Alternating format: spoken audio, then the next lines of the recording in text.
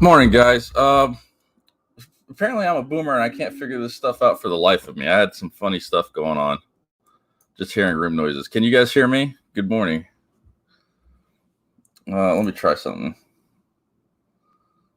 Yeah, let's see here. Let's see. Stop screen. Share audio. Screen one. Good morning, guys. I'm a boomer, apparently. Can't figure this out for nothing. Good morning, Sasha. All right, is the music playing now? Big up the ting tings every time, yeah. All little words just to get me along. It's a different. All right, you guys hearing anything? On my tongue and I keep stalling, keeping me together. People around gonna find something to say now. Holding back every day the same. Don't wanna be alone. Listen to me, oh no. I never say anything at all. But with nothing to consider, they forget my name. They call me Blood. They call me Rude Boy. They call me Oi. They call me Mate. That's not my name. That's not my name. That's not my name. That's not my name. They call me Mayu, but I'ma fly you. They use the N-word like it's a game. That's not my name. That's not my name. That's not my name. That's not my name. I missed the catch if you throw me the ball. I'm the last kid standing up against the wall. Keep up falling. These nights they keep me boring. Getting clammed up and sitting on the fence now. So alone all the time at night. I lock myself away. Listen to me, oh no. Although I'm dressed up out and all with everything considered, they forget my name. They call me Blood. They call me Rude Boy. They call me Oi. They call me Mate. That's not my name. That's not my name. That's not my name. That's not my name. They call me Mayu, but I'ma fly you. They use the N-word like it's a game. Alrighty. Sorry for the awful start to this morning's show. I apparently don't know how to play music through this thing and to get it to you guys, so that's a little embarrassing. But good morning, everyone. Thank you for being here. We got some cool people in the chat. Let me see who got here. We've got Zombie Namicon, who is Mike Oxmall. We got Choo Choo Gang represent. Horatius Cockles, thanks for being here. Stupid Newfie, thank you very much. Timothy Best, Bean from PAB. Like and subscribe. We got let's see who else is in here. Gotham Knight, as always, thank you for being here. My unofficial co-host of the STS, excuse me. We got Sketch OD and Sashi's in here. Sashi, I'm a big fan of your work. Thanks for coming. I'm honored you're here, as well as everyone. Thank you for spending your morning with me. We got an interesting show today. The reason for the season this morning is Mike Oxmall. Who is Mike Oxmall? If you guys haven't followed the story yet, and Mindful Lion, thank you for being here. And yeah, he brought up that I laid into Sketch the other day, and I was preaching forgiveness and not mocking people and stuff, and I pretty much dropped a nuclear bomb on him the other day when I was with Ethan and Co. Getting my viewpoints out there. Yeah, it was it's not anything I haven't heard myself in the military. And my big issue with Sketch lately has been he won't say what his rank is. So I don't know. He's got that brain injury, so I don't want to lay into him too hard. But me and him have had our differences, to say the least. And apologize for the slurping. I'm still getting used to all this. Yeah, it was pretty mean. If you haven't already, subscribe. Yep, I'm glad I got on too. It seems to be that I was just there, honestly. Maybe it'd be fun to take the credit for it, but honestly, there was a lot going on over there that they're trying to have some fun, and when I didn't give it to them, it got nasty over there, to say the least. We had Ethan. He spent all day doing this Tumblr-esque kind of pity party he was throwing himself about going it alone, and he came out with the oh, good morning, Bunderdome. Yeah, I'm going to try to do these every Monday through Friday like a radio show. You know, I'm a guy that grew up on Rush Limbaugh and the EIB network. Yeah, I'm working on the slurp thing, man. I got to have my coffee in the morning. No soup for you. I'll catch you later. Yeah, thanks for coming, Mindful Line. Yeah, so that's been the controversy lately. After I left Ethan's stream, Malin and Cecil went at it. This led to Ethan coming out with a Tumblr-esque series of posts. Okay, Gotham, thank you for that. Tumblr-esque series of posts, and then he went and did this thing called the Last Comics Artist Pro Secrets live stream. I'm sure a lot of people that don't like Ethan saw that and go, "Oh, we did something. We finally got him." And I posted this yesterday on my timeline, and I said, basically, I don't know why I'm being called anti-Comicsgate. I've supported a lot of projects, and I think calling me anti-Comicsgate because I was critical of Ceiling Solo is just a way to discredit critics of Comicsgate as a movement. And to me, that's a greater crime than being anti-CG, is when you're in this Comicsgate movement and you're not being critical of your friends simply because of your friendship. That's not fair to the customer. That's not customers first, and that's not the hot dog stand. We all agreed that it was kind of the mission du jour of Comicsgate. So I'm going to talk a little bit about that. The pity party has turned into a civil war. That's exactly right, Zombie. It's gotten messy, and but let's take a couple steps back and talk about what it is that got me onto Ethan's live stream. I'm pretty much a nobody. I've got 135 subscribers now, and I'm grateful for every single one of you. But compared to Ethan's, you can magnify that by 10, 135,000 or whatever he's got now. And he's interested in my opinion is kind of interesting. Is it a cult mentality? Is it they're so surprised that people have issues with how they run things? The hot dog stand, the McDonald's. If Ethan was the manager of McDonald's and he had a favorite group of customers that would come in, they always buy Big Macs. He loves seeing them on his shift. Those people are welcome to come into McDonald's. At some point, if those customers, even if they're paying customers, if they get too rowdy, if they make the other guests uncomfortable that are coming in and they're not war campaign customers, you figure that Ethan, as the manager of McDonald's, would either have to ask them to leave or to change their behavior. If it doesn't matter if you're a paying customer or not, if you're out there making other people uncomfortable, it's disruptive to your business. Something has to be done about it. So that's kind of my mission statement. But again, let's talk about this guy Mike Oxmaul. And again, I got invited onto Ethan's stream because the whole time he was on there, that umbrella guy and others were talking about it was either Preston Poulter. I think the chat was convinced it was me because my voice sounds just like this guy.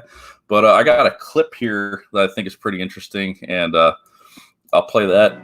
I'll play this for you guys. This comes from the actual Michael Oxmall, previously known as Seven, and he was kind enough to clip it out and send it to me with some visual context. So let me play this and give me a 1 if it's playing. Give me a 2 if it's not. You guys know how bad I am at this thing. So let's listen in and see what happens here. Hey there. You want professionalism from me? Fuck that. If you want a bad guy, I'll be your bad guy too. The only thing they will respond to is abject humiliation. People need to grab their fucking knees, bend over, and fucking just take it. Just take it. Mute this man. Mute this man. Mute this man. I don't know what to tell you. I mean, do you guys give me a 1 in the chat if I sound just like Michael Oxmall? I'm not convinced. Gotham Knight is on fire. Yeah, so yeah, Sean Connery. The only Big Mac here is the okay, Gotham. As the unofficial co-host of the STS, tone it down, buddy. So there's a couple things in this clip that I found really interesting. I went back and watched the Live with Liam stream and tried understanding how I got involved in this and how it was such a controversy? Why was there so much attention on Mike Oxmall in the first place? Obviously, the name is something like hey, good morning, Preston. How are you doing? Yeah, everyone is Mike Oxmall, honestly. And Sean Connery.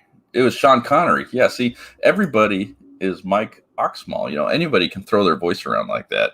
But let's go through the clip again. I'm going to pause it this time to kind of hit on some points that Tug is bringing up.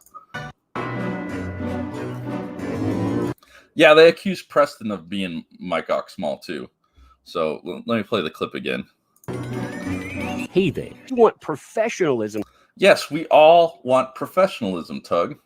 If you go into a Walmart, if you go into a McDonald's, the bottom line for any interaction between the customer and those serving it is it begins no matter what happens, the people selling you stuff, it's on them how that interaction ultimately turns out. And what I got out of Tug was, oh, I'm a victim. And what if the customer does this? What if the customer does that? Well, what if you just conducted yourself professionally? And I think Mike Oxmall hit him on that. So the fact that he's screaming about professionalism and stuff, and how he now has an excuse because of how other people treat him, doesn't ring right with me. If you're truly running a business, a hot dog stand, Comicsgate, McDonald's, this is not the line of thinking that's going to get you anywhere. And for me, fuck that. See, let me go back a second. Hey there. You want professionalism? Yes. And for me, fuck that. I mean, is there anything I need to say more than that? That we are now, that's where we're at with Comicsgate. They want an excuse to go after people. When a critic of theirs, who, according to them, interfered with their business is some big justification. When a critic comes after them, professionalism goes out the window. You'll never be able to insult me so much that I sacrifice my ideals on professionalism. I think anyone running a business needs to take this lesson to heart. And what does Tug know about professionalism? Well, he says, what I know about professionalism is fuck that. Let me play that again. Hey there. You want professionalism from me? Fuck that. Why would anyone want to do business with you at this point? I understand his point about customers beating you up, of accusing you of things. At one point in the Liam show, they talk about, well, they accused me of all these heinous, nasty things. And again, I would never sacrifice my business's reputation, my standards with customer interaction, just to get back at somebody. It's retribution. If somebody accuses me of something and I'm in a position over them where I have this big business, it's on me to say, no, if you have this much of a problem, you're free to take it up with the authorities. And I'm not going to get in the mud and stream these insults at you. That to me seems like a reasonable approach to how business is conducted. Comicsgate is where professionalism dies. I mean, they've had hours and hours of live streams. They've had people in the audience jump in with super chats just to insult Preston. The idea that Comicsgate is for the customer, it's just not what it's become, everyone. Fat White blasted my information all over Twitter. Yeah, and I've had a issue with Jeff Hicks and the stealing solo thing with Jesse Milestone, and how she told his customers to, shut the F up and all that. Yeah, and Gotham Knight here, professionalism, someone who is more than willing to use backer info to use it if someone happens to say, hey, we need it. Well, see, that's the whole thing. You can't have this idea that if you don't like somebody and you're involving it in your business, you probably shouldn't be running a business. You should be running around on the playground at recess at the very best. Yeah, Comicsgate TM is professional. I hope it does. That's the goal of it. Fuck that. Yeah, Tuck says fuck that. Oh, good morning, Trav. Saw you yesterday. Thanks for coming back again. So let's do this clip one more time. Hey there. You want professionalism from me? Fuck that. If you want a bad guy, I'll be your bad guy too. Why is there bad guys in comics? Why is there bad guys in business? Why is there this us versus them mentality? It's weak. It's a weak argument from Tug. And as I posted on Twitter yesterday, I think Tug might be the dumbest man alive on the face of the planet. That's just my opinion. I've seen a lot to suggest that's the case. And I'm not really running a business myself, but that's what happens when you resort to this petty stuff. You go to the insults and things. But I'll get into that more as we discover, how that argument with Oxmaul went. The only thing they will respond to is abject humiliation. People need to grab their fucking knees. All right, so here's another interesting point. He talks about the only thing people respond to is abject humiliation. Humiliation. Let's see. The only thing they will respond to is abject humiliation. See that? I think when I went on with Ethan, good morning, guys. Any supporters who stick around with him, sadly, are more done than him. Yeah, WC threats. Yeah, the only thing that people respond to is abject humiliation. That's an interesting point, and it seems to be what War Campaign, Tug, Ethan, that seems to be their go-to for dealing with critics, and I don't think that's right. Somebody goes out there and makes a movie and they get bad reviews. It's not going to look good on them to go and argue with the reviewer. Look at how critical somebody like Roger Ebert was. Probably the best known movie critic of all time, and I don't think he ever got a lot of flack for his opinions, and I think that's how it should be.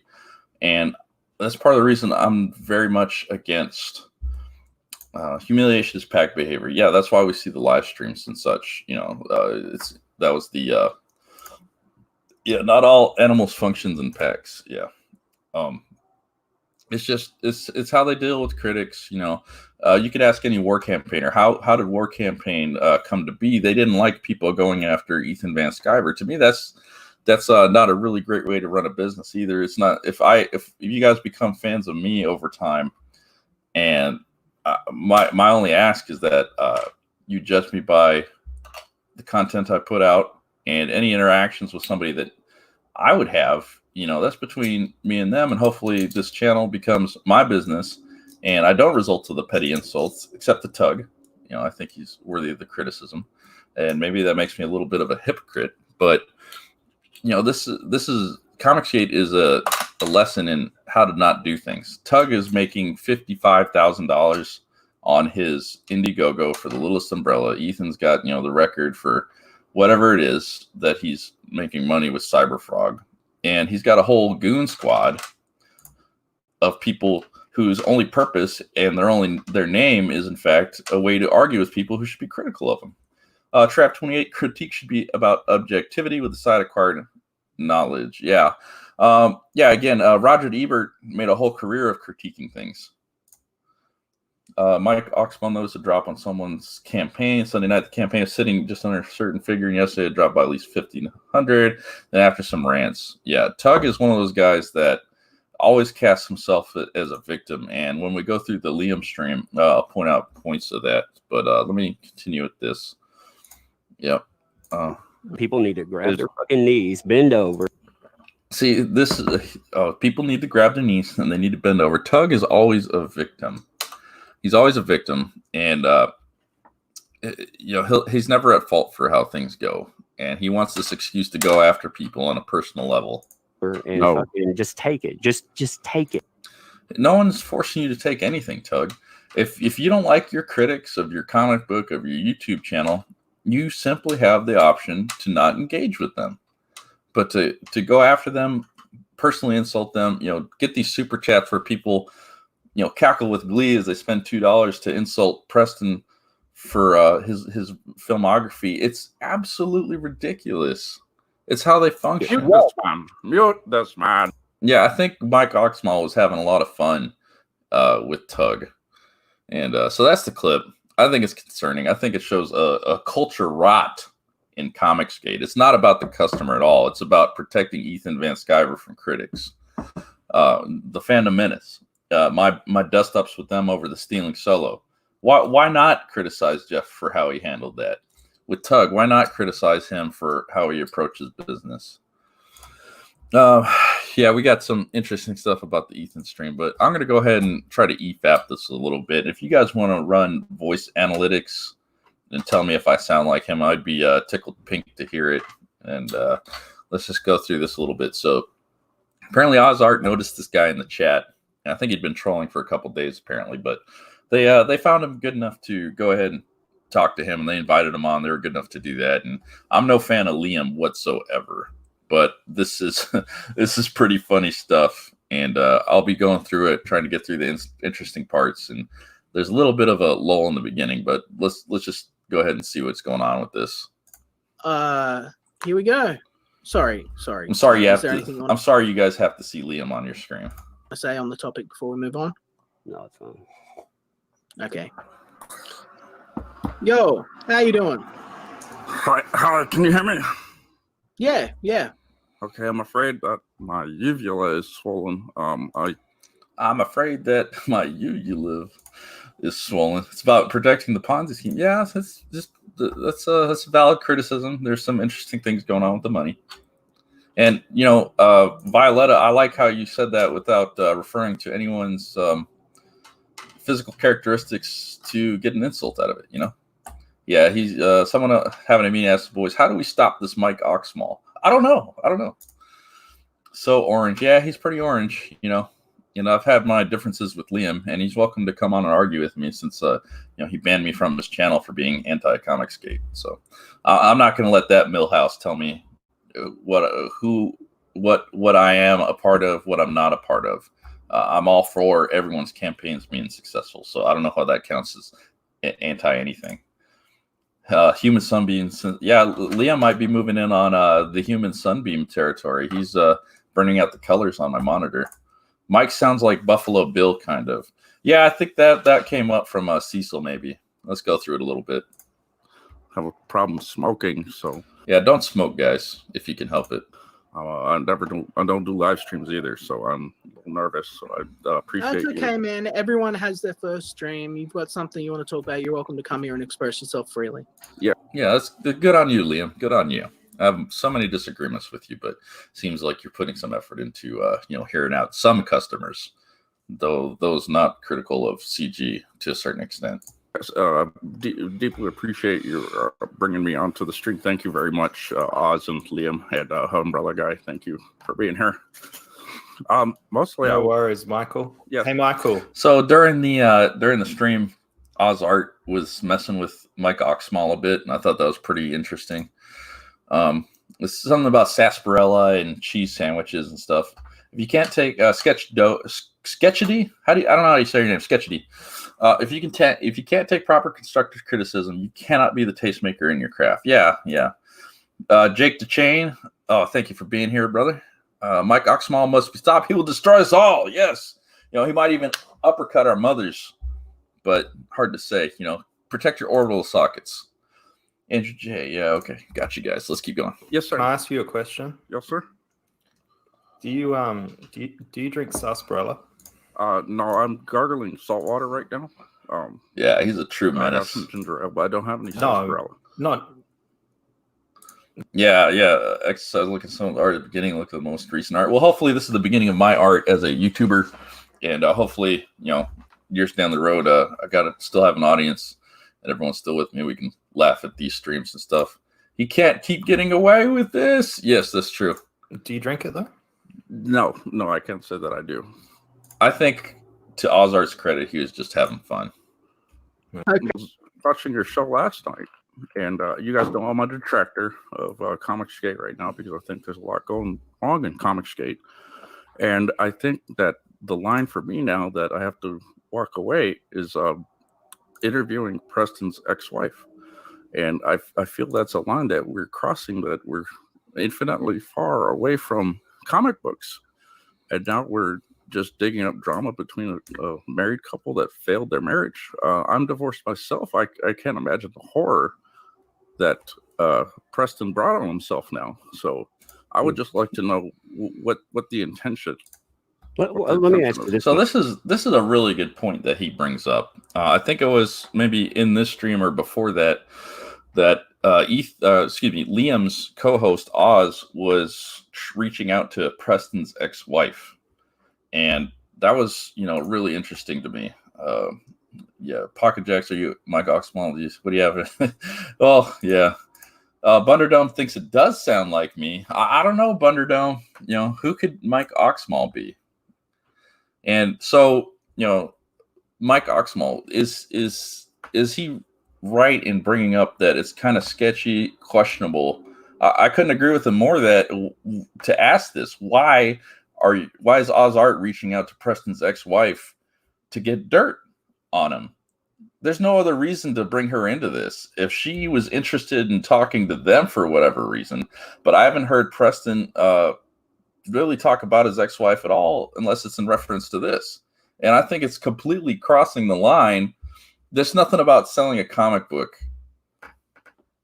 that involves asking somebody's ex-wife to talk about them. Completely. So nothing on Oxmall. Well, we don't know who he is, but let's keep listening. Mike, let me ask you this: if somebody tried to wreck your real life, hey, if you disagree with me, that's even better, Sketcher Die. You know, this is not an echo chamber. Anyone can come in here and talk to me, and if I'm going to send the link out after a bit, if you want to come in and have a discussion on this, as long as you're respectful and don't go to a screaming match, I want to hear you, even if you end up proving me wrong. You know, I'm happy to have that discussion. So yeah, and I don't care what your politics are. You're listening to me. You're buying a hot dog from me by giving me the viewer time. I appreciate you. would you just consider this about comics? Maybe you would have. I think we need to move past the hurt. Fuck all that, man. I'm tired of pretending. So I think Tug here is going into basically, I have a grudge against Preston, and I'm going to attack him no matter what. And I think that's pretty sad. That these people, we're supposed to have some moral high ground. You know, if you really were dedicated to saying that this was just about comics, did you give him that speech when? Hey, you're welcome to you're welcome to just be in the chat too, man. And don't worry about it. But if you have questions, please direct them at me. I try my best to interact with the chat as much as possible. So thank you for being here, and keep me honest. Keep me honest. When he was adding people's houses and shit. I think there's plenty wrong with what he did, Preston. So I would say that I don't know if Preston would go on and pretend to be somebody else and say something like that. Pocket Jacks thinks it sounds like me. Well, I mean, who knows? There's a lot of people that sound like each other. Plenty wrong. There's plenty wrong. Public, Mr. Umbrella Guy. Mr. Umbrella Guy. No, there's plenty wrong that you can address. I vehemently disagree. If you want to high ground, well, I came on to spread my viewpoint. Let me finish, if you don't mind. I don't know what to tell you guys. You're saying two wrongs make a right here. I'm saying that I see now. It's John Malin. It could be anybody. Blasphemy. I'm saying that if somebody wants to set out there for a year and try to burn down other people's platforms, two wrongs make a right. Yeah, fuck them. Like, fuck no, them. okay. This is so, Mr. Umbrella Guy. Mr. Umbrella Guy. Anyway, so Mega Trophy, yeah.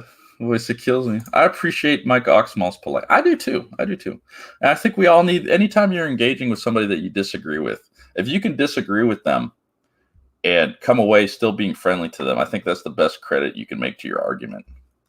Mike Oxmall thinks he's slick. Mr. Umbrella Guy was so funny. Yeah.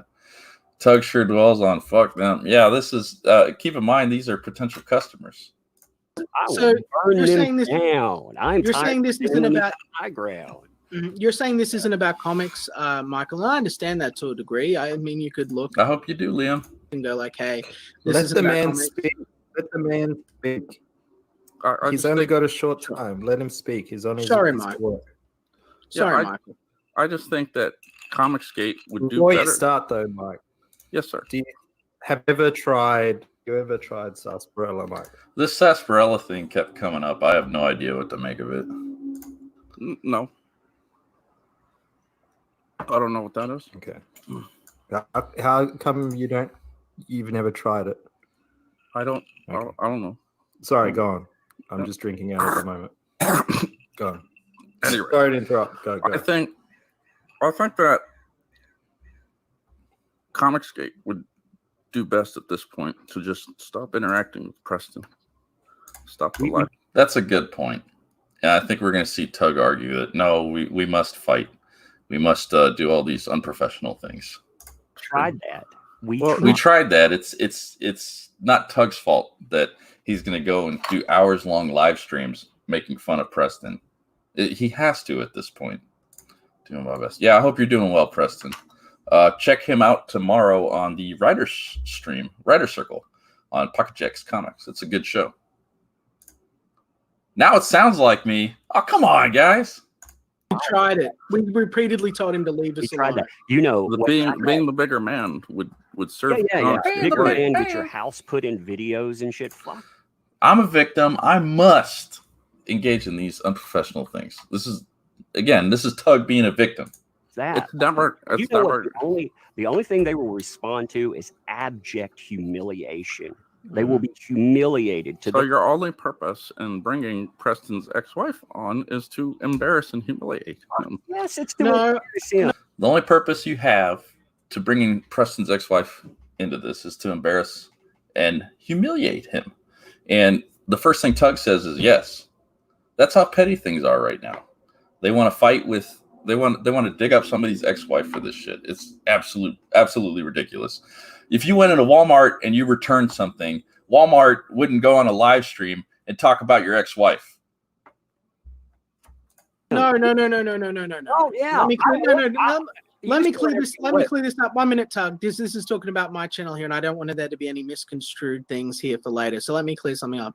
We're bringing on Preston's wife expressly to address and counter the claims that will be made by. So he says, counter the claims that will be made by Preston on Ricada's stream. Okay, Preston never went on Ricada's stream for whatever reason. Yeah, there's a lot of us that want to see you do well, Preston. Absolutely. MK Geiger and Liam was actually trying to not be wanting to attack people and stuff. Well, as I recall, his channel was supposed to be drama and gossip, and now he wants to be a journalist. And the journalist is going after the ex-wife again.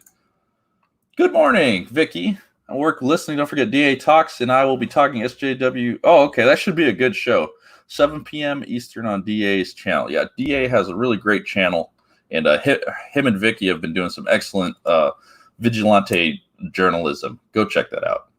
Can you imagine if Oxmaul was just some regular dude? Well, I think he is. I haven't seen him on any other live streams, though he's been invited onto Ethan's channel, with one appearance, and all of a sudden Ethan's interested in having him on his show. Is pretty interesting in and of itself. Yeah. So let's keep going. And to get the truth out there. So the truth of what? The truth that her and Preston had a divorce? That's none of anyone's business at all. I'm divorced. And if you have a beef with me on Twitter, you're telling me it's appropriate to go talk to my ex-wife about who I am or how our marriage ended or anything in that relationship? That was between me and her. The relationship between Preston and his ex-wife is only the business of Preston and his ex-wife. That there's a fair and honest representation of what. Yeah, and Cherry and Vicky did a stream last night. Definitely go check that out. And yes, it is today. It's at 7 p.m. Eastern time. That was a great talk. What actually went down. What actually went down is none of your business, Liam. As opposed to the spin story that's there. I don't know what Preston has been spinning. Parts of their marriage are widely available to the public now. And it's disgusting. This is not how you're going to sell Xenotype. This is not how you're going to sell another case of the Littlest Umbrella. Choo choo. Yeah, thank you, Gotham Knight. Train gang. Choo choo. Think of this as journalism rather. It's debatable on whether it's journalism or if it's just character assassination at this point. But you have it from the orange horse's mouth at this point that he wants to be a journalist. Than any attempt to assassinate Mr. Preston's character. He could say that with such a bold-faced lie. It's amazing. We want to present him. We want to present the real Preston. The real Preston is the guy that's selling comic books. And what you guys are trying to do is embarrass the man. To the comic book community. What does his marriage have to do? Tabloid journalism. Tabloid. Orange journalism. Choo-choo. I made my. Let me speak. Let me speak for a minute because you I'm keep listening. interrupting me and telling me to be Tug, quiet. have you ever your daughter a Let me just for a minute.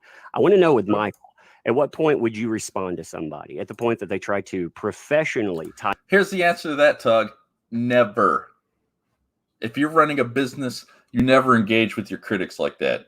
Everyone knows Yelp, and if you get a bad review, the cringiest thing you could do, you end up in a screenshot on 4chan or something, is to fight with your Yelp reviewers. But here in Comicsgate, it's the modus operandi. You got a criticism for us, no matter how valid it may be, let's throw your face on a dildo meme. You to words like pedophile at the point where they dox your children, your homes. Where would you respond? Where does it become not about comics anymore? Because I'm telling you, what you say is to sit here and to be a punching bag for people. You're not a punching bag. You're out there trying to sell something. You're open for criticism. I don't understand that mindset. They don't ever ask Tug about his wife attacking people's real lives. Well, I think Oxmaul here does bring up the screenshots that Vicky had streamed about earlier. So we'll get to that in a minute. And you know what? I did that for 6 months, and I'm not going to do that anymore. Not going to do it anymore. Not going to do it anymore. Exactly. Well, let me ask you this, Umbrella. Are you running a business? Yeah, and you know what? Someone tried to set my business on fire. You know what? My brand. If somebody set your business on fire, literally, the authorities would take it out of your hands at some point. But there's this vigilante response and a whole vigilante squad of people going after critics still. Yeah, they get into such awful things like that, Geiger. Bringing them out and showcasing these idiots and monetizing them. That's part of my sorry for the dog. Brand. If you don't like my brand, that's fine. Don't support my brand. Well, that's not my point. My point is that you are running a business. Is that correct? That is correct. Tug is selling a business. I'm going to play a little bit more of the clips. I got to let the dog out for a second. Yeah, I also wait. No. So my business. Wait, what about my real life business? What about my actual name that dickheads try to tie words like I said, pedophile to? Where's your outrage for that? Why don't you go out there and put these people in their place? Because I didn't see your ass out there for 6 months running your mouth about it. But you want professionalism from me. We do want professionalism. We want professionalism from anybody we're exchanging money for goods or services from. Absolutely. Let's see. Screenshots of, Tug was fine with showing screenshots of rent from his house, telling personal info about her father over live stream. I don't care how angry you get at somebody. That's just too far. Why are we letting this behavior go under the rug? Why are we preaching about customer anything when that's part of our brand at this point? My brand. Tug is another. Yeah. Yeah. Let's see. So orange. Yeah. Liam would call people who drew furry art or into bestiality and stuff as well. I'm no fan of furries, but I'm also a big fan of just letting people live their lives. Tug whines about people showing Google Maps. Well, I don't think we should show Google Maps, but there's you can say whatever you'd like about that. It's not exactly the worst thing to happen to somebody, and I'm not excusing it. My whole thing here is don't go after people. So let's hear what else he has to say. Fuck that. I will. Fuck that. No, Tug. Burn these people to the ground. No, I'm telling you. Burn these people to the ground. He wants revenge. If you want revenge, get out of the business. Yet my brand, my business, I am a YouTuber. I started out in commentary. I made a comic book after that. I will not change. In fact, YouTube, I will embrace it fully. This is YouTube. If you don't like what YouTube looks like, that's fine. You don't have to back what's there. Like I said, you don't have to do that at all. If you buy my product and you have some actual criticism for it, that's fine too. Is it? Is it really though? If you don't like my brand, you can have criticism, but thinking that I have to be out there and be a punching bag. See, you say that, but then you say I'm a punching bag. What makes you a punching bag? How far can criticism go before the dildo memes come? Before you get these phishing requests and catfishing requests from somebody you're involved with. Where's the line? While dipshits like that threaten my family and shit. What constitutes a threat to your family? Fuck them. Fuck them. I will burn them down, like I said. Here's how I would handle your predicament. I've seen this, Gotham Knight. I've seen him talk about a lot of people long after, their Twitter spats and everything. Mr. Umbrella Guy. If somebody is crazy. Murky voice, hey. If somebody walked into a Walmart that I owned, let's say I owned Walmart, and somebody said, you guys are helping pedophiles, I would say nothing. I would report to the proper authorities. But Walmart would never go do a live stream. I think so. So I think that's a great point. Tug says, oh, they're threatening my family and stuff like that. If it's gotten to the point that people are threatening your family and they're showing pictures of your house or whatever it is, you don't go live stream making fun of them. What you do is you take those threats, if they're credible, and you take them to the authorities. You don't get into Twitter fights about it. You don't stream snipe people. You don't make a mockery of, unrelated pornography they may have produced. That's the line.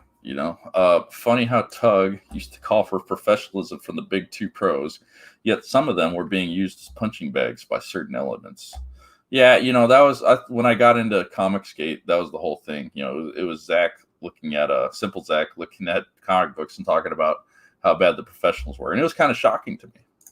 His wife instigates so much. Yeah, I've seen a lot of stuff about his wife. Well, Capcom sued Tug for violating their IP. Now he'll cry, oh, they're trying to mess with my business and stuff. Well, I'd say that Umbrella Guy logo, it's the Umbrella logo. I'm a big fan of the Resident Evil series and a lot of games Capcom has produced myself. But he gets to use, what else is it? He has a tattoo on his hand. I think that's where he got his nickname. It's the Umbrella Guy because he had the Umbrella logo long before he got famous for live streaming. And he was doing sprinkler reviews and crap like that. So it's he gets to use it, and you can't criticize him for that. Walmart will never go do a live stream. You'll never do a live stream at the Walmart. So at this point, Tug just starts mocking the guy's voice. Oh, you'll never do this. And, I think Tug was either rattled or he just starts embarrassing himself at this point. How embarrassing. I remember in the peak of Comicsgate, some comic book pros had to get security at cons because of harassment. Yeah, 2017, one of the big incidents I think kicked the whole thing off was Mark Waid called for people to bring your boy Zach to him. I remember hearing about that before I got into Comicsgate, and that was an interesting thing. And whatever it was is in a much different place from now. Are you mocking me now? He's definitely mocking. You don't. I think that you just proved my point, Mr. Umbrella Guy, through your incivility. My incivility. Tug, stop mocking him. That was stop mocking our guest. Let him speak.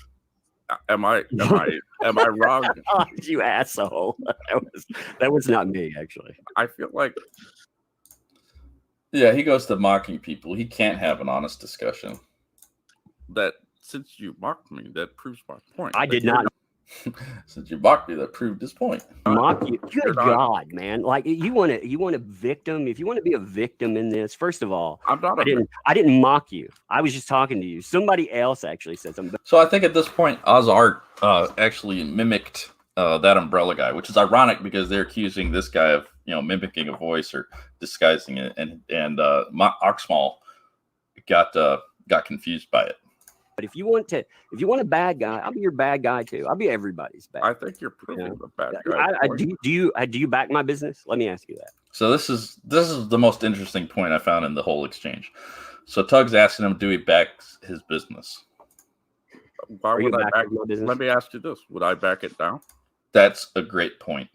So Tug has somebody here who's obviously interested enough in comic books to find his way onto the live stream and talk about it. And, do you back my business? And Oxmall presents a great point. Would I back it now during this exchange? So here Tug has an opportunity to potentially, be nice to this guy, hear out his insults, hear out his criticism, and respond to it. And, you know, maybe he could have changed his mind on Tug, on his business or something, but instead, you know, it just gets nastier.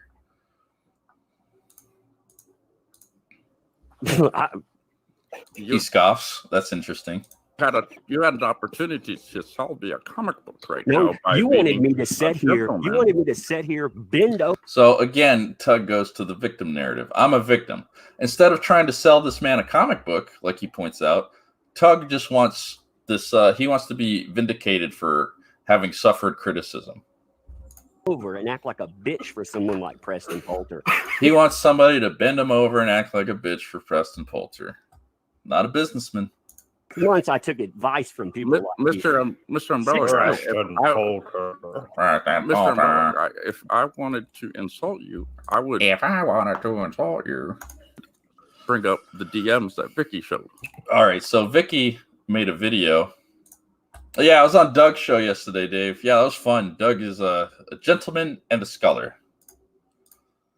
Hi, Hikaru. But I'm not going to do that.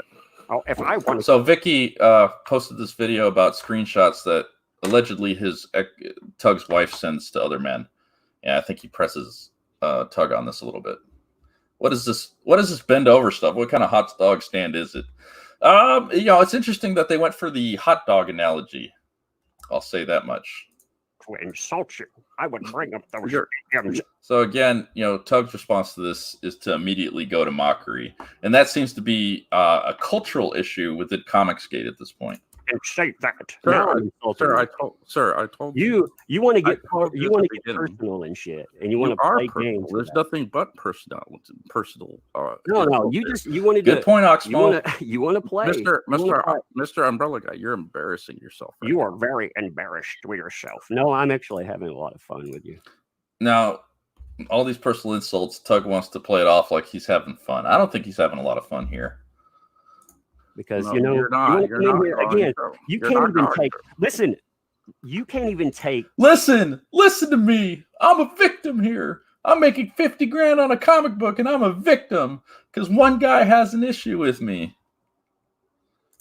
Are you raising your voice to me? But you say 6 months of bullshit. Infinity months of bullshit. Never get to this level. I should have sit out there and be nice. You can't take 1 minute of someone. You can't match the level of professionalism that Walmart. I don't think he was having a lot of fun either. Who is Michael Oatmeal? I don't know who Michael Oatmeal is. Oh, I went full screen. Yeah, Violetta. When the insult starts, you've lost the argument. I couldn't agree with you more. Oxmaul is straight up savage. Ratchet, Bougie, Baskins. Yeah, absolutely. Let's see. I'm Walmart now. Oh my God. You were a Walmart. Tug scoffs at the idea of Walmart again. You gotta be like Walmart. You gotta go out and be like Walmart. You cannot even match Walmart's level of professionalism. Well, if you're offended by that, you know, there might be some kind of remedy to that, but I want Liam to be successful. I want his book to be successful. Not so much the Umbrella Guy's book. I think there's a lot of stuff that I don't want people to get involved in that campaign for many reasons, but I'll elaborate on that later. But generally speaking, I want everyone to be able to go out and sell a comic book, and I think that's the best way that we can fight these people, this pack of hyenas that just comes at people and mocks them relentlessly. He says 6 months, but according to Bounding into Comics, Tug was doxxed in 2018. Gotham Knight, I'm going to send the link out in a little while. I want you to come and talk about your experience with Tug a little bit. And, the jury's still out. Bunderdome thinks it's me. A lot of people think it's Preston Poulter. And, I got a deep voice, I guess. So, I don't know. And it's not offensive at this point. It's just vindictive, I think, is a good call, Hikaru. Mike, just some random dude who comes on to roast them. And, he got invited onto Comics Artist Pro Secrets in front of 1,700 people. Well, why is it such a shock to these people that there's critics out there with legitimate points? I don't know. Mike Oxbiggs. Mike Oxbiggs really sounds like you, Mecca. I don't know. Jury's still out for me. Horatius Cockles, push the Dragon Guard. I think he's within 2 days left. He's got a fantastic looking project. He might have one more stream for backers. He's been doing these cool streams where he does sketches if you come and bring your backer ID number. So post the links to Dragon Guard, post the links to Saving the World, post the links to the Zombie for World of Oz, everything. If you got a mod wrench on my channel, we got this many people audience. Push these campaigns. Thank you so much for doing that. I appreciate you. And whenever you see these links go out, people check them out. There's a lot of good campaigns out there. If you're not sure if I back a campaign or not, that's fine. I'll talk about it. Just post whatever you want. Even Cyberfrog and Xenotype, honestly. I don't care. Just post everything. They're saints that can't have critics. Yep. I mean, Tug has changed the story of who lives at his address since Christmas. Who got the gummy dicks? Oh, yeah. Dragon Guard, ending in 40 hours. Go check that out. Lying at his ass. So let's get back to the video. Now, I'm not Walmart. You're right. You're damn right you're not Walmart, Tug. Right. You failed that. Yeah. Yes. So failed. Again, going to the insults. I would like to get back to. I will go out and I will punish myself today. Do you think railroading and talking over me? So I thought it was interesting that later on it comes out that Mike Oxmall works on the railroad, and he brought it up before that. It was almost like foreshadowing. I don't know. I don't want to get into the insulting the man. I think he embarrassed himself enough, and he conducts himself in an embarrassing enough way that his insults are laid bare for all to see. Tugmart. He ain't no Tugmart. He is proving your point by being louder. I think that having fun and laughing at you, telling me to be nice guy out here is actually not fun. I don't think that anyone is actually laughing at you. We're laughing at you now, I suppose, but we're not gonna mock you. We're gonna point out how bad your business practices are. I would like to get back to Mr. One moment. The loyal follower that we have here, Tyler Preston. He says Preston can throw punches but can't take one for $2. Thank you for that. Thank you for that insight. I think that Preston's been taking a lot of punches lately. I agree with him there. I would say he's definitely been taking some serious blows. I can't tell if Liam is being sarcastic or not. Michael, tell us about Preston. I reckon you might know a fair bit about Preston. So Ozart thinks it's Preston, but he also thinks it's me. I think it's some nobody. What would you like me to answer for Preston? You couldn't take. Now I want to say you couldn't take someone. No, wait. You couldn't take. Put yourself into having a discussion. Eat shit for 6 months. Now wait, come on, man. See, Tug is a 6-month victim now. Okay, you keep interrupting. You're like, oh, be nice. But you keep interrupting, dude. Let me finish what I'm saying. So, Comics Artist Pro Secrets is watching, and he says this is Preston Poulter. You can take 10 seconds of someone talking about Tug, you get some laughs going. Tug, I can't. I would like to. I need Mike to tell me about Preston Poulter and his innermost thoughts. Listen, Preston, I am not Preston Poulter. Well, there you have it, folks. He's not Preston Poulter. Oxmall's Preston and Mecca in a DBZ fusion. Yeah, all this kind of thing. What would the name of that fusion be? Oxton? Poxmall? Preston. I'm not Preston. Dave brings up a good point. Cecil is good at making voices. I think it was Cecil, honestly. Has anyone considered that? I mean, he was on the stream with me, throwing the voice out just as good as I could do it. I could do, Roy D. Mercer. How big a boy are you? That kind of thing. I got a little more country twang when I try to do it. Preston Poulter. You're not. Are you sure you're not Preston? Because you sound like Preston Poulter. You're not. I am not, sir. You're sure? You're sure you're not Preston? No. So if So this is another thing that makes me think he's rattled about this whole thing, and you could tell he's not getting any ground on argument because now he wants to attack, this guy for pretending to be Preston. And why not bring Preston on to talk about it? You want to talk to his ex-wife, Liam? Why not talk to the man himself? Not that he would do it. you ever, So you have you ever eaten a confirmed grilled there cheese are not sandwich? videos out there that are very Mike? embarrassing about you. Okay. We call them Hey, Bianca. a melt if they have meat in them. That's my preferred grilled cheese. Bye, Hikaru. Thanks for coming back. We never seen Cecil and Mike Oxmall on a stream. I could see it being Cecil too. Yeah, absolutely. It doesn't sound like Preston. They just want it to be Preston. Later, Hikaru. Thanks for coming by, man. Experience. Oh, hold on. Could I ask?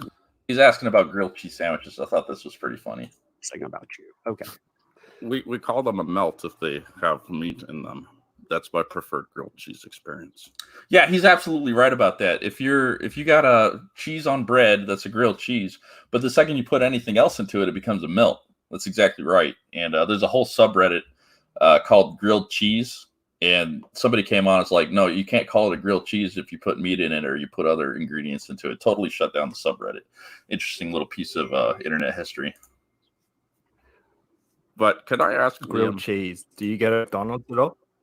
I'm sorry. So I think he thinks it's me at this point too, but he also thinks it's Preston. Do you get it Also, from McDonald's? Have you ever had a Hey, grilled Michael, do you think I should be cheese from nice Mc- to Vicky from McDonald's? first too? Do you think I should be nice to Vicky Verse? Yes, I think you should be nice to everybody.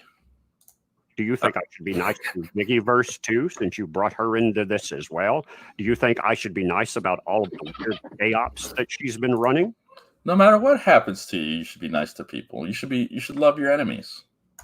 Or do you think maybe now that when I burn her ass down too? Oh, the only links I don't want posted here actually is the little umbrella case, whatever. Don't post that link. And don't post Liam's link either. I don't really like that project. But other than that, everything's good. I do want them to be successful, though. I just don't want them. I don't want to help them with that success. They're free to do whatever they want on their own.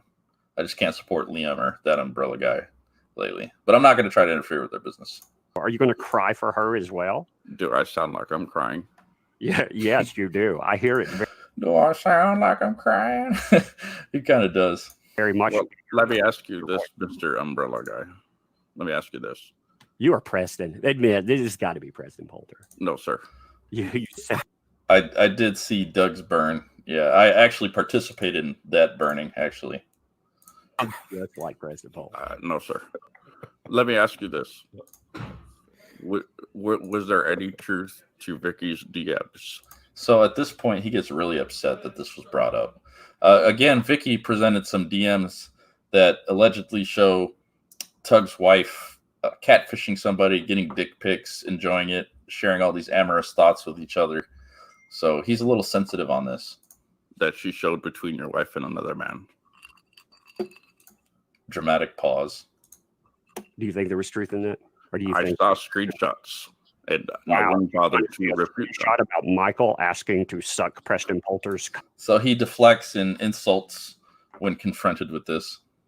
cock? Because I can make one of those too.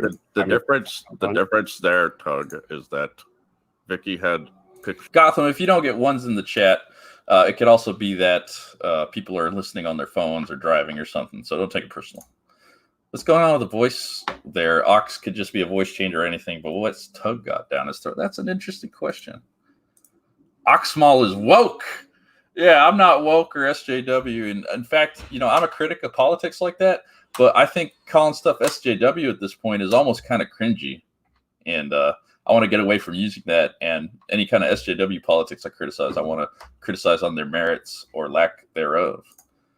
Tug trying to say the screenshots are fake. Well, I saw a stream where he was doing where he's like, oh, they're fake. And that was pretty much his rebuttal to it. Pictures of it. You do not have pictures. I will make one right now. You want me to go online and Now he's saying he's going to create a screenshot of Mike Oxmall and Preston engaging in I don't know how else to say it. It's not very polite. make one, and then I will show it, and I'll have a live stream about how Michael Oxmall actually goes out and begs for dick pics. Is that what you would like? So Mike Oxmall just said that they were pictures of Tug's wife catfishing or pictures of Tug's wife and another man. He's the one that brings up fishing for dick pics. I think that's pretty telling. Because if you Yes, I would actually. Okay, I could. So I think Mike has a good approach here. If somebody wants to insult you, let them embarrass themselves. When you put somebody's face on a dildo meme, that doesn't embarrass the subject of the photo. That embarrasses you for creating it. Do that for you. My name is Michael Oxmaul, and I will be trying to set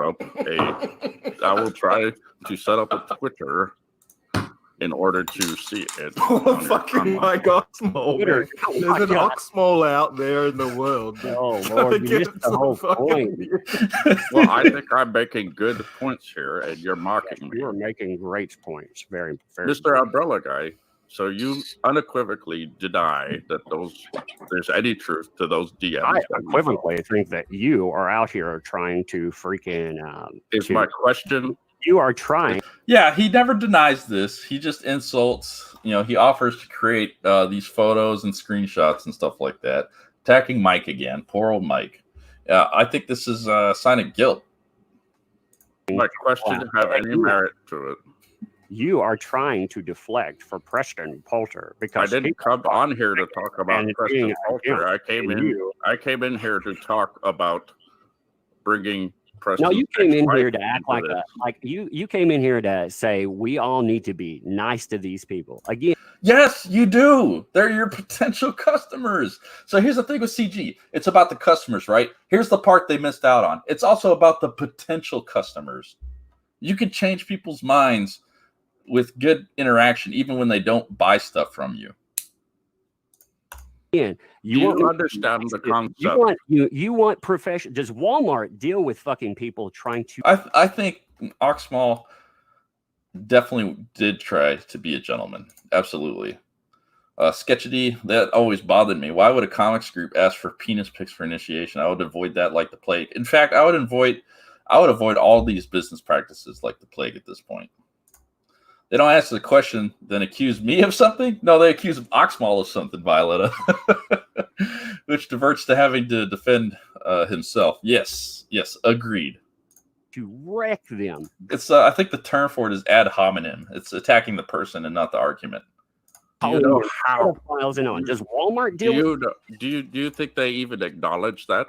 I don't think Walmart does acknowledge their critics like that. They're too big, Do you think Walmart was on a live stream? Do you think Walmart can have their fucking brand? That's a big onion to peel back, Kaiser. I think you can see from Ethan, he's overweight and he's not looking too good these days. And I think the behavior surrounding them has an effect on that. And I don't want to criticize him on his appearance, but it is something to note. Maybe he is suffering some effects of this whole thing. I know it's certainly affecting me on some level. That's why I changed my mind last year and refunded my bag for test behavior. And Ethan's one of those self-deprecating guys too. The 5XL joke on his channel and such. So I don't want to join in with that. Say what you will about Ethan's appearance, but he does draw really good, and he's really successful with his comic books to an extent. But I'm not going to mock him for that. Do you think, like I said, that Walmart has? But it is important to take note of these things. Their employee names. See, now Oxmall is Tug. He's having an argument with himself. Oxmall is based up into shit like that. Not their Walmart brand. Their brand. See, they don't bring up Walmart. They bring up Matthew Lewis. So that's Tug's real name, and he took great offense to this.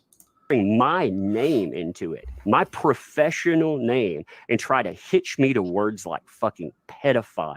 Didn't you just do that to Vicky by calling her a map? For a minute. Yeah, I saw Tug, try to insinuate or dance around, with the language that Vicky was a minor attracted person, and that's, that sucks. And yeah, he just doxed himself again. Tug is on air confirming he is. Yeah, he does it right here in a second. And listen, you said the same thing about Vicky calling her a map. So I can talk for 1 second. Mute this motherfucker, he says. Mute this man. I have dealt with this for 6 months. I had to publicly attach to doxing to make sure that these people cannot damage me freaking professionally. You obviously, I don't know what you do in real life, but you apparently have nothing to I lose. work on the railroad. Hello, this is my co-host. This is Penelope. She's a good little cat. She's coming to say hi for a little bit. Say hi, Penelope. She likes messing with me. All right. Let's see. So in railroad, I wonder what could damage your life. So you work in railroad, and immediately he goes to wonder why could you get damaged. So he's not only a victim, he's asking for empathy here too. Oz Art starts cracking up that he works on the railroad. I don't know what to tell you. More yeah, she'll be around. Road. Are you? You've got to be present. You'll see the dog behind me once in a while too. Why would I be Preston Poulter? Because you're talking about railroading. Dong Solo, thanks for coming. Attaching himself to doxing before it was a sock that was mad that he blocked him. Yeah. Him and his followers just spent the last 2 days calling me a child stalker and everything, but now it's bad to attach names to people. Kaiser, I'm bringing Gotham Knight on. If he's got a similar experience to that, I believe. If you want to come on too, I'm gonna put the link in the chat in a while. Well, let me. But if you can't make it, that's fine too. But I'd be really curious to hear more from you on this. Ask you this, Matthew. Let me ask you this: did you not come out with a tweet accusing Vicky of being a BAP? Oh no, she is stalking children and He's stalking children. I don't know if she was stalking children, Tug. I really don't. talking. Now about you have. looking up their pictures. Now you just proved double standards. Wait. So wait a minute. So it's bad. Wait. So what is the point? Lewis. So wait. You're defending. Wait, no. You're defending Vickyverse, saying. And for the record, I will defend Vickyverse all day long. Reflecting. Running down. Shut the fuck up, dude. Definitely lost the argument there. You tell somebody to shut the fuck up, you're not winning anything. Dude, can I? You, sir. A minute. You, sir, shut the fuck up. So you're defending Call me petty, but that was a funny exchange. Vickyverse. Now nobody can tell which one of us. You said accuse I'm Matthew Lewis of being bad and talking being a pedo, but you're up there You know on what? Twitter I'm so calling hurt. Vicky I'm a so BAP. hurt over Preston Poulter. I am not. I am asking people to Sir, leave I will not him. let that umbrella guy actually finish a sentence You because don't let me finish a can't sentence. get Preston's dick out of my ass. You don't. There you go with the insults. You know, Tug has been fine with saying Rumble is yeah. Then he says throwing it at him or out to hurt his business. Exactly, Gotham Knight. Exactly. Now you're insulting me. Oh my God, you are insulting me, sir. I am out of here. I am so pissed off about this. You are. Yeah, Tug is not having fun. Seemed like Mike nearly sent him into a meltdown. Yeah, it was pretty funny. This is a fascinating train wreck to watch. Saying shut the fuck up and using stupid intimidation voices equal hose mad. Yeah, quite possibly. It's okay for Tug to accuse without evidence of others being appeased, but then cries when it gets said about him. Yeah, exactly. He did say something about Vicky being a map, and that's disgusting to me. All I'm gonna accuse that umbrella guy of is being a poor businessman. Choo choo, guys. Mute this man. Mute this man. Mute this man. You 1 minute. Tug, 1 moment. Let's hear. I just want to say that this whole exchange is beyond bizarre, honestly. This is the funniest thing to come out of Comicsgate in a while. Hear what Michael has to say for a little while. Let's hear what Michael has to say. Let's give him a little more time to talk. I'm sure that he has some very interesting points. Choo choo. AFK. All right. I think Matthew Lewis here is upset. Oh my God, Matthew Lewis! Now you're going to bring his name into it. You're upset, Tug. He definitely was. Or should Yeah, I bitch. say? You know I got people fucking talking. Yeah, bitch. Come on, guy. You just called me a bitch. Yeah, Right. because So he calls him out for insulting him, and Tug immediately goes to explain it. you think it's so. Do you have kids, bud? Do you feel that Do you you just have proved the kids? point by calling Do me? you have No, kids? I am a homosexual. So okay, if I want to state for the record that I am not gay. you had children. Now you're gonna. Can you imagine? Well, I'm not going to talk about my sex life. Let's just say that. Can you imagine? Hello, singing piranha. Can you imagine actually caring about anything outside of yourself? Can you imagine Preston Poulter? We're back to Preston. That's Well, That's why I came on the show. I wanted to talk Well, about there's right. well, And my channel is very LGBT friendly. I'm friendly to anyone that's paying attention here. Just want to put that on the record as well. And I think a lot of this behavior and the dildo memes and stuff is very unfriendly to LGBT. And I think Ethan Van Sciver is the furthest thing from the, as he says, king of the gays. I am friend to the gays. All people. well, there's not much imagination left with Preston Poulter. We pretty much there's pretty much nothing left to the Gets a little jab at Preston in there. imagination now. So what are you asking for specifically, Michael? Can you highlight John Malin's last comment? I could potentially do that. I would really appreciate it. Here he goes. Michael Oxmaul now understands how hard it is to be the bigger man and turn the other cheek. I think that's a really good point from John Malin. Yeah, I hope we see more Mike too. I am LGBT CG. My gender is Comicsgate. Well, you're very welcome, Bianca. Thanks for being here. Well, I would like to add on to that. I would just say that I understand everyone's frustrations with Mr. Poulter. I do, however, think that Comicsgate would do itself a lot of good simply by extending the yeah. Choo-choo, exactly. You know, he did go choo-choo on him. Eric Hawkins, where's the link to your book? It's ending soon, and I'm backing that today because I just remembered. Go check out Eric Hawkins. He's got the Zombie for World of Oz. It looks cool. You can read the first issue if you're curious on the Comics Underground, if somebody can get the link to that out there. Man, a little bit of forgiveness. Woo-woo! And just let's Somebody super chats. What the F, Tug hasn't been allowed more than a few seconds. See, this is the cult of personality they got going on here. It's ridiculous. Ridiculous that people are spending money to argue with them. Yeah, go check out Zombie for World of Oz. That looks great. It is funny, Bean. It is funny. Oxmaul just trying to make sense of things. He didn't do nothing. He didn't do nothing. Choo-choo! EVS admit on Twitter that the King of the Gays thing was done as a troll to own the SGWs. You know what? Somebody's sexuality, somebody being gay, that's not something to make fun of. Call me an SJW, but who somebody is in the bedroom is what they enjoy, what makes them who they are. That's not something to make fun of people for whatsoever. Choo-choo! Broke 4,000 today. Damn Skippy, Eric Hawkins. Yeah, he was very upset. Absolutely. Let's let him live his life. That's a good point too. Go let Preston star in all the pornography he wants to.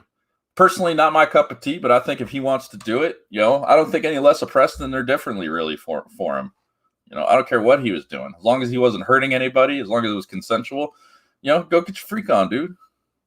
Preach. Yeah, I'm on my soapbox a little bit. All have the gay memes. I'm a homosexual man. I'm a homosexual man, and I enjoy the memes a little bit. A little bit. Yeah, a little bit. Just a little bit. Anyway, my point is that I thought you were going to say that.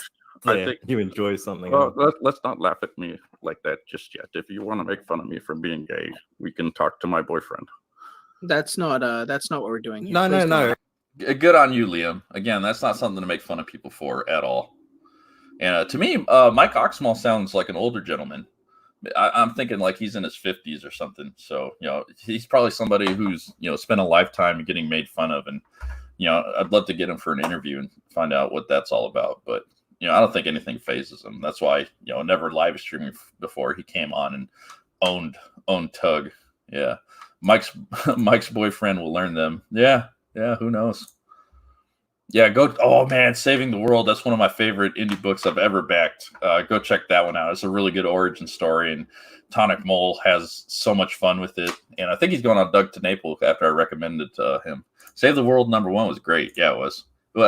After a bit, we'll go through some campaigns I'm really excited about. All I want collection. That's what I was saying. And that's part of this too. Is I want everyone's campaigns to be successful. Again, so I said that a bunch of times, but I feel like I'm on the point of a breakthrough with you, gentlemen. So I would just let me finish, and I'll take I think he's thoroughly owned Umbrella Guy at this point. all the abuse. Well, all I wanted to know, all I want to know was whether you had grilled cheese sandwiches from McDonald's. You didn't answer me the question. No, I do not believe they serve that. I would be most interested in trying. Listen, We got McCheese. I would be interested in trying a grilled cheese sandwich from McDonald's as well. Cheeses. Hear it out. We got mazes. You have McCheeses where you live, Lee? So here he starts accusing me of being McCheese. And if you guys have seen the scrolling of the chat, there's a lot of people saying it's McCheese. Stupendous was particularly enamored with that point. Choo-choo! I'm gonna get a little soundboard with a choo-choo sound every time I see one of those things. Hey, Rumble Terrier, thanks for being here. If you want to stick around, I'm gonna send the link out in a bit to talk to Gotham Knight and maybe Kaiser Crimson. You can join in too if you'd like. I'm not. Yeah, familiar. we've got them up here where I'm from. We have McCheeses here. I'm not So Liam's laughing at that. familiar with that. Listen, Can you prove that you're not Preston Poulter to us? Like, seriously, can you, like, I don't know. What would that matter at that point? Verify that, because again, I feel like you are Preston Poulter coming on here and begging people not to click on Preston Poulter. I due to my job at the railroad, it would not be good for me to be seen at work doing this. Okay. All right. Okay. I could maybe talk to Oz Art later and maybe send a photo. Leave Preston alone. Listen. See, Why don't you leave everybody alone, Tug? You damn bully. Comicsgate would look better if we just forgave Preston Poulter. I stand by that statement 100%. Leave the dude alone. And I think there's no one that can disagree with Leave Preston alone. That's going to be the line of mockery. And again, what if he had, he called you a cuck and he turned out to be one? That's the line I keep hearing. So what? Leave him alone. with that. We just move on and we never talk about him again. Yeah. The best thing you could do to somebody that you really hate is to ignore them. Nothing gets them more riled up than that. But I think it's not just like revenge at this point. It's also driving super chats and a lot of sales out of spite. It's the sad state of affairs for Comicsgate right now. Is that wrong? So yeah, I'd say you're wrong. Look at let's break it down. Comicsgate, you're gay. You'll appreciate this. Comicsgate is a stage. You are very. I would like to say that Liam was really flamboyant doing all this stuff. That was an interesting point. And Preston, is he mocking gay people? You're gay? What is all that? Yes, and Preston has marched himself onto this stage and paraded himself around as the villain of the week, the self-proclaimed. Who's calling him the villain of the week? Destroyer of Comicsgate. Well, he's having a little fun with it. If you guys can have War Campaign, why can't Preston call himself the Destroyer of Comicsgate? When you call yourself War Campaign, you've just turned every interaction you've had with people into some kind of conflict. The arch nemesis in our now. Oh, well, Kaiser Crimson, anytime you change your mind, you want to come on, my channel is an open platform for that kind of stuff. But yeah, anytime, and thank you for being here and listening. So that's just an open invitation for anyone. I'm gonna have to see that Goth. Remember, he got mad at people for saying people unwanted behavior, bad optics for CD to have.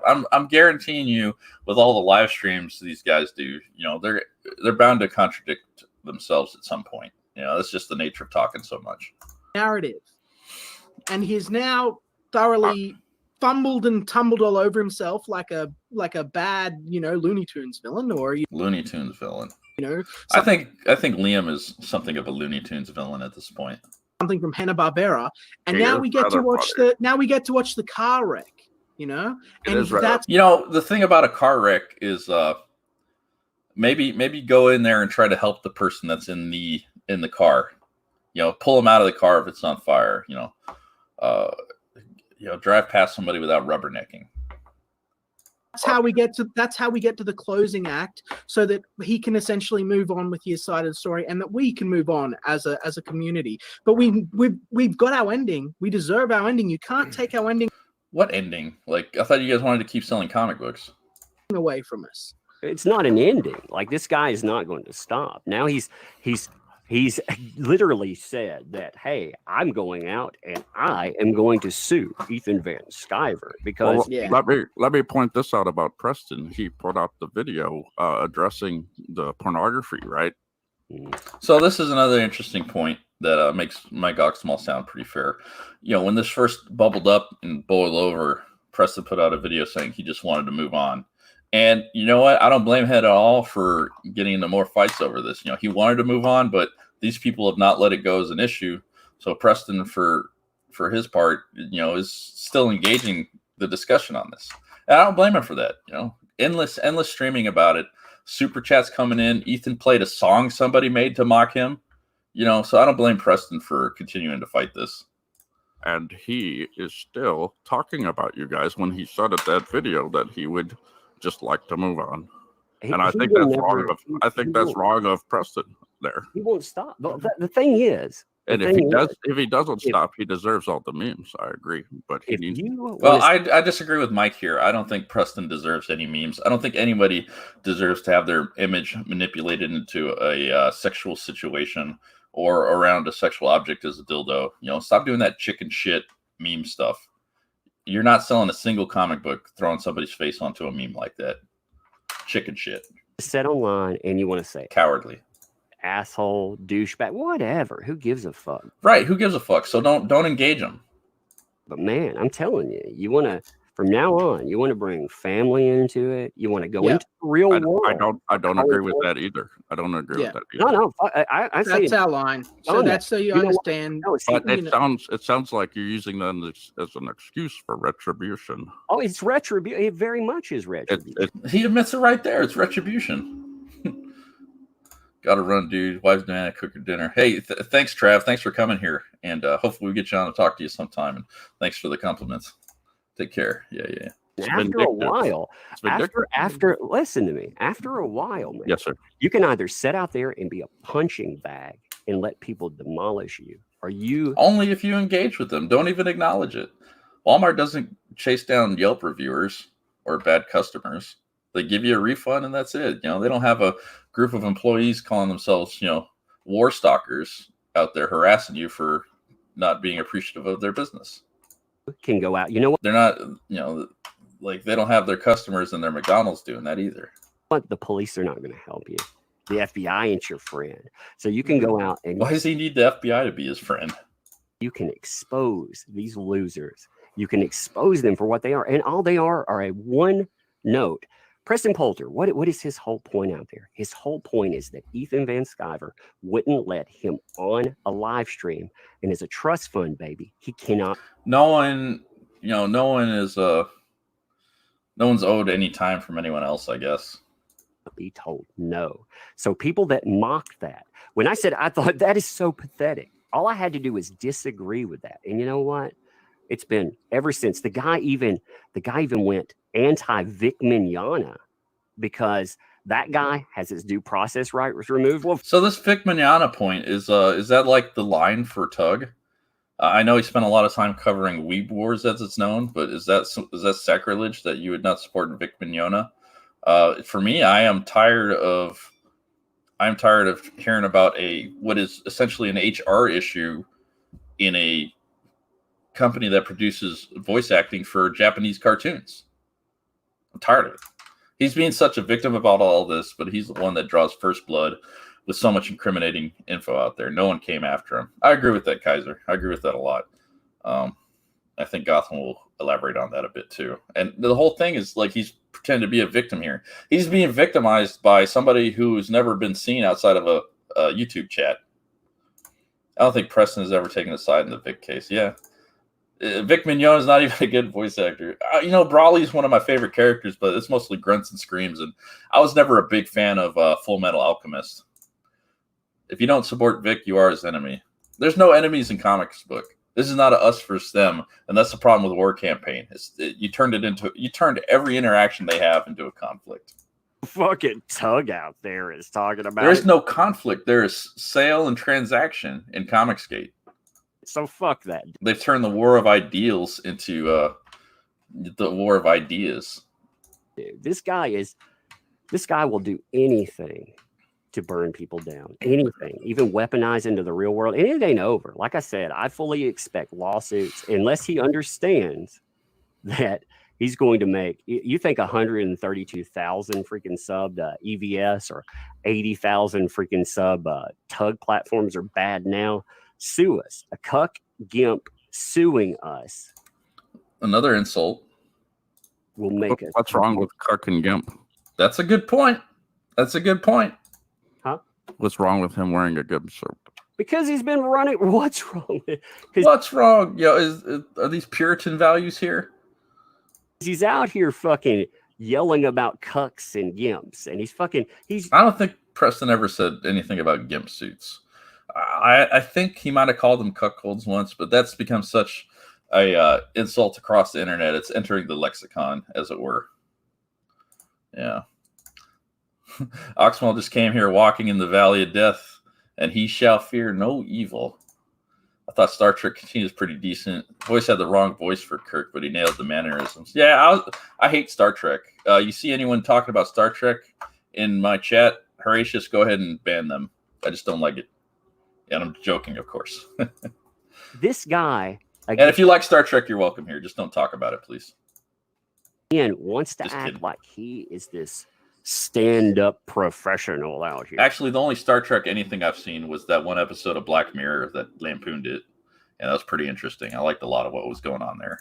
Like he's got nothing to hide. He knew that when he went into Kiwi Farms, other places like that, started playing the doxing game. Yeah. When he learned his lesson the hard way, didn't he? Oh, yeah. I think Preston's learned a lot from this situation. He'll keep 6 months. Again, retribution. You call it what 6 months retribution. What you want. I call it universal karma.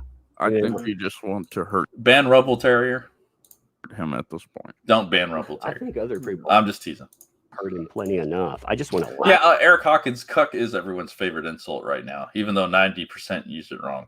Yeah, I think it even goes, the etymology goes back to like a bird leaving the nest or something like that. So it's interesting. Yeah, simp is another one. Cuck and simp and all that. And, I think I think that he's been, and this isn't a joke, I think he's been thoroughly. I think you live by the sword, you die by the sword. Humiliated. I think that he's been probably hurt a lot throughout his life, and I think that. So he says utterly humiliated in this situation. Yes. Now Liam's speculating on his past. His past doesn't matter. This might just be the cup up the side of the head that he needs to get his life on track and to get away from this. And if we look the other, one of those things that Comicsgate was in, the Phantom Menace was really upset about is, they were using NAZI a lot. They're using that word a lot. The opposition to them were, and they're like, oh, they're taking away the meaning of that word, and here they are doing it themselves on their own time. Misused, yeah. Away and let this go with and just let him continue what he's doing to hurting. Well, yeah, you should definitely live and let live. People, spreading misinformation, lies, propaganda. I think that, he's going to. Is Preston producing propaganda against Comicsgate? Yeah. If you watch adult films, you're watching other people have sex. Well, I don't want to judge anyone for what they consume, but that's an interesting point, Bianca. We Australians are probably to blame for that. Going to continue to revel in the negative attention. We need to just drag him through the mud a bit and say, we're not going to take it. We're not going to. That is an interesting point. Are you a cuckold if you watch porn? Who here can say that they have not watched porn? No judgment again. All right, tug and leave them while people talk about needing to get their lives together. Simply staggering. There's a lot to criticize without insult on that umbrella guy and Liam Gray. Going to just sit here and be your punching bags anymore so that he'll move on and actually get his shit together. I think in the long term it'll hurt him. It'll help him more than it'll hurt him. I do think that he needs to stop too. I just want to say he's pretty fair to Preston in that, And I understand you guys being hurt by him. I just think it's on Comicsgate to look better in this, because no one will look at this stream that you do with his ex-wife and say that was a good move for the Comicsgaters. I think it'll be a disservice to you and show how petty things can get. You can say the book stops here. Comicsgate doesn't talk to ex-wives to air out dirty laundry. and that would make you a better man. And yeah, I'd call for that too.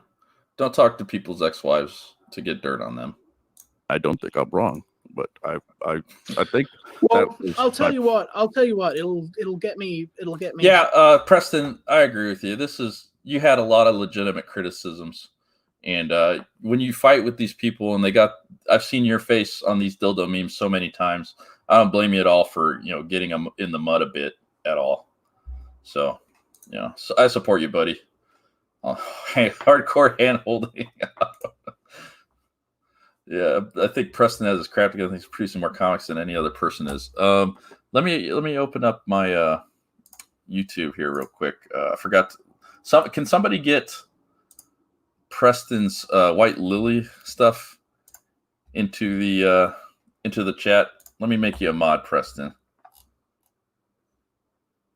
Let me see here. Add moderator. Preston, please post whatever links you find appropriate, and guys, go check out his books. He's one of the most prolific guys making comics out there today. He's got so many projects going out. Go check it out.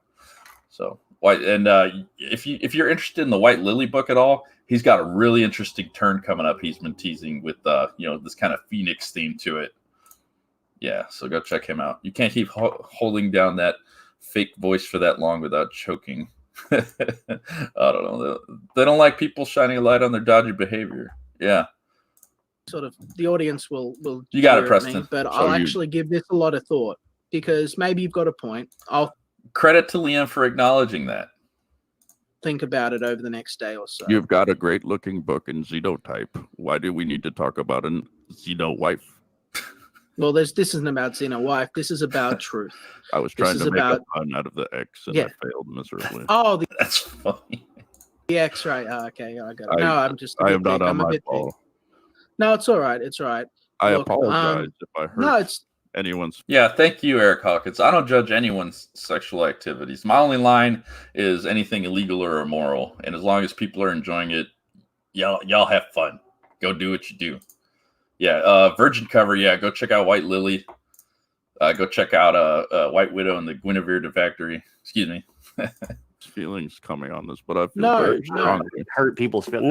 No, you haven't hurt anyone's feelings. I just want things to be clear. Can someone get the Dragon Guard link in there too, and Saving the World and all that stuff? Let's get these. We got a little bit of an audience here. Let's take advantage and try to sell people some comic books throughout all this. I want things to be very clear, and that is my goal here is not character assassination of Preston. I believe he's done that thoroughly enough himself. And we're this is Liam's video, so if somebody wants to get the link to Xenotype, I think that's fair because we've used his content a little bit here. We've been fair use, so if anyone wants to throw the link out there to Xenotype, that'd be welcome. And Liam, I want you to have success and extend a little bit of an olive branch here for you. And don't strike my channel, please. We are offering some criticism on this whole thing, and since I've been accused of Mike Oxmall, I think that's entirely appropriate. So, Dragon Guard, 40 hours, man. That's a good looking book. Guinevere, White Widow, check that out. Saving the World, #2, big endorsement on that one. The goal of this with you 100% on that. Is just to report on the topics. And again, this is a man who walked onto the stage of Comicsgate, declared himself its great destroyer, and I think that I just want to see this story concluded and presented fairly. Now we know that the man is we know that this man is a spin doctor, right? We know this man is a spin doctor. We know that this man is a liar. He makes videos each week misrepresenting everyone in Comicsgate for drama clicks, right? So I thought, yeah, it definitely should. So I thought, this is an opportunity that we can get. Well, to be fair to Xenotype, the art looks fantastic. The Odie guy, I hope he goes on and does great things with his style, and it's pretty amazing to look at in some respects. So, the project definitely has some merit, even though I have many, many disagreements with Liam. Yeah. He owns the trademark, yeah, that's fair, Singing Piranha. I just want to be fair to people in some respects. I've got many beefs with Liam, but credit to where it's due when it's due, and this moment he was. Yeah. Preston was in Spin Doctors. I love that song too, Prince. his ex-wife on, he'll go. And Liam, don't bring his ex-wife on. I can't disagree with you more. Yeah, Odie is definitely a great artist, so I don't want to hurt Odie at all. And I'm not anti-Comicsgate, not anti-comics anything. I'm not anti-anything. You know, let's go sell everybody's books. Preston never claimed to destroy comic. I mean, I don't even think SJWs wanted anything destroyed. It was bringing awareness. Well, I think just to play devil's advocate against you, Sketchity, you know, I think cancel culture is a big problem. And we see that a lot from SJWs. You know, people get canceled. I'm expecting my canceling to happen at any moment. So, yeah, Odie's great. Go on the Ricada stream, do his bit, do his song and dance, and try to win everyone over to his side. And, you know, I'm glad Preston didn't go on the Ricada stream. He had a stream last night, I believe, making fun of him again. And don't give these people that are mocking you any kind of attention or, you know, content for them to use. It was me. I'm a victim of child abuse, as he's been doing. That's off limits, dude, honestly.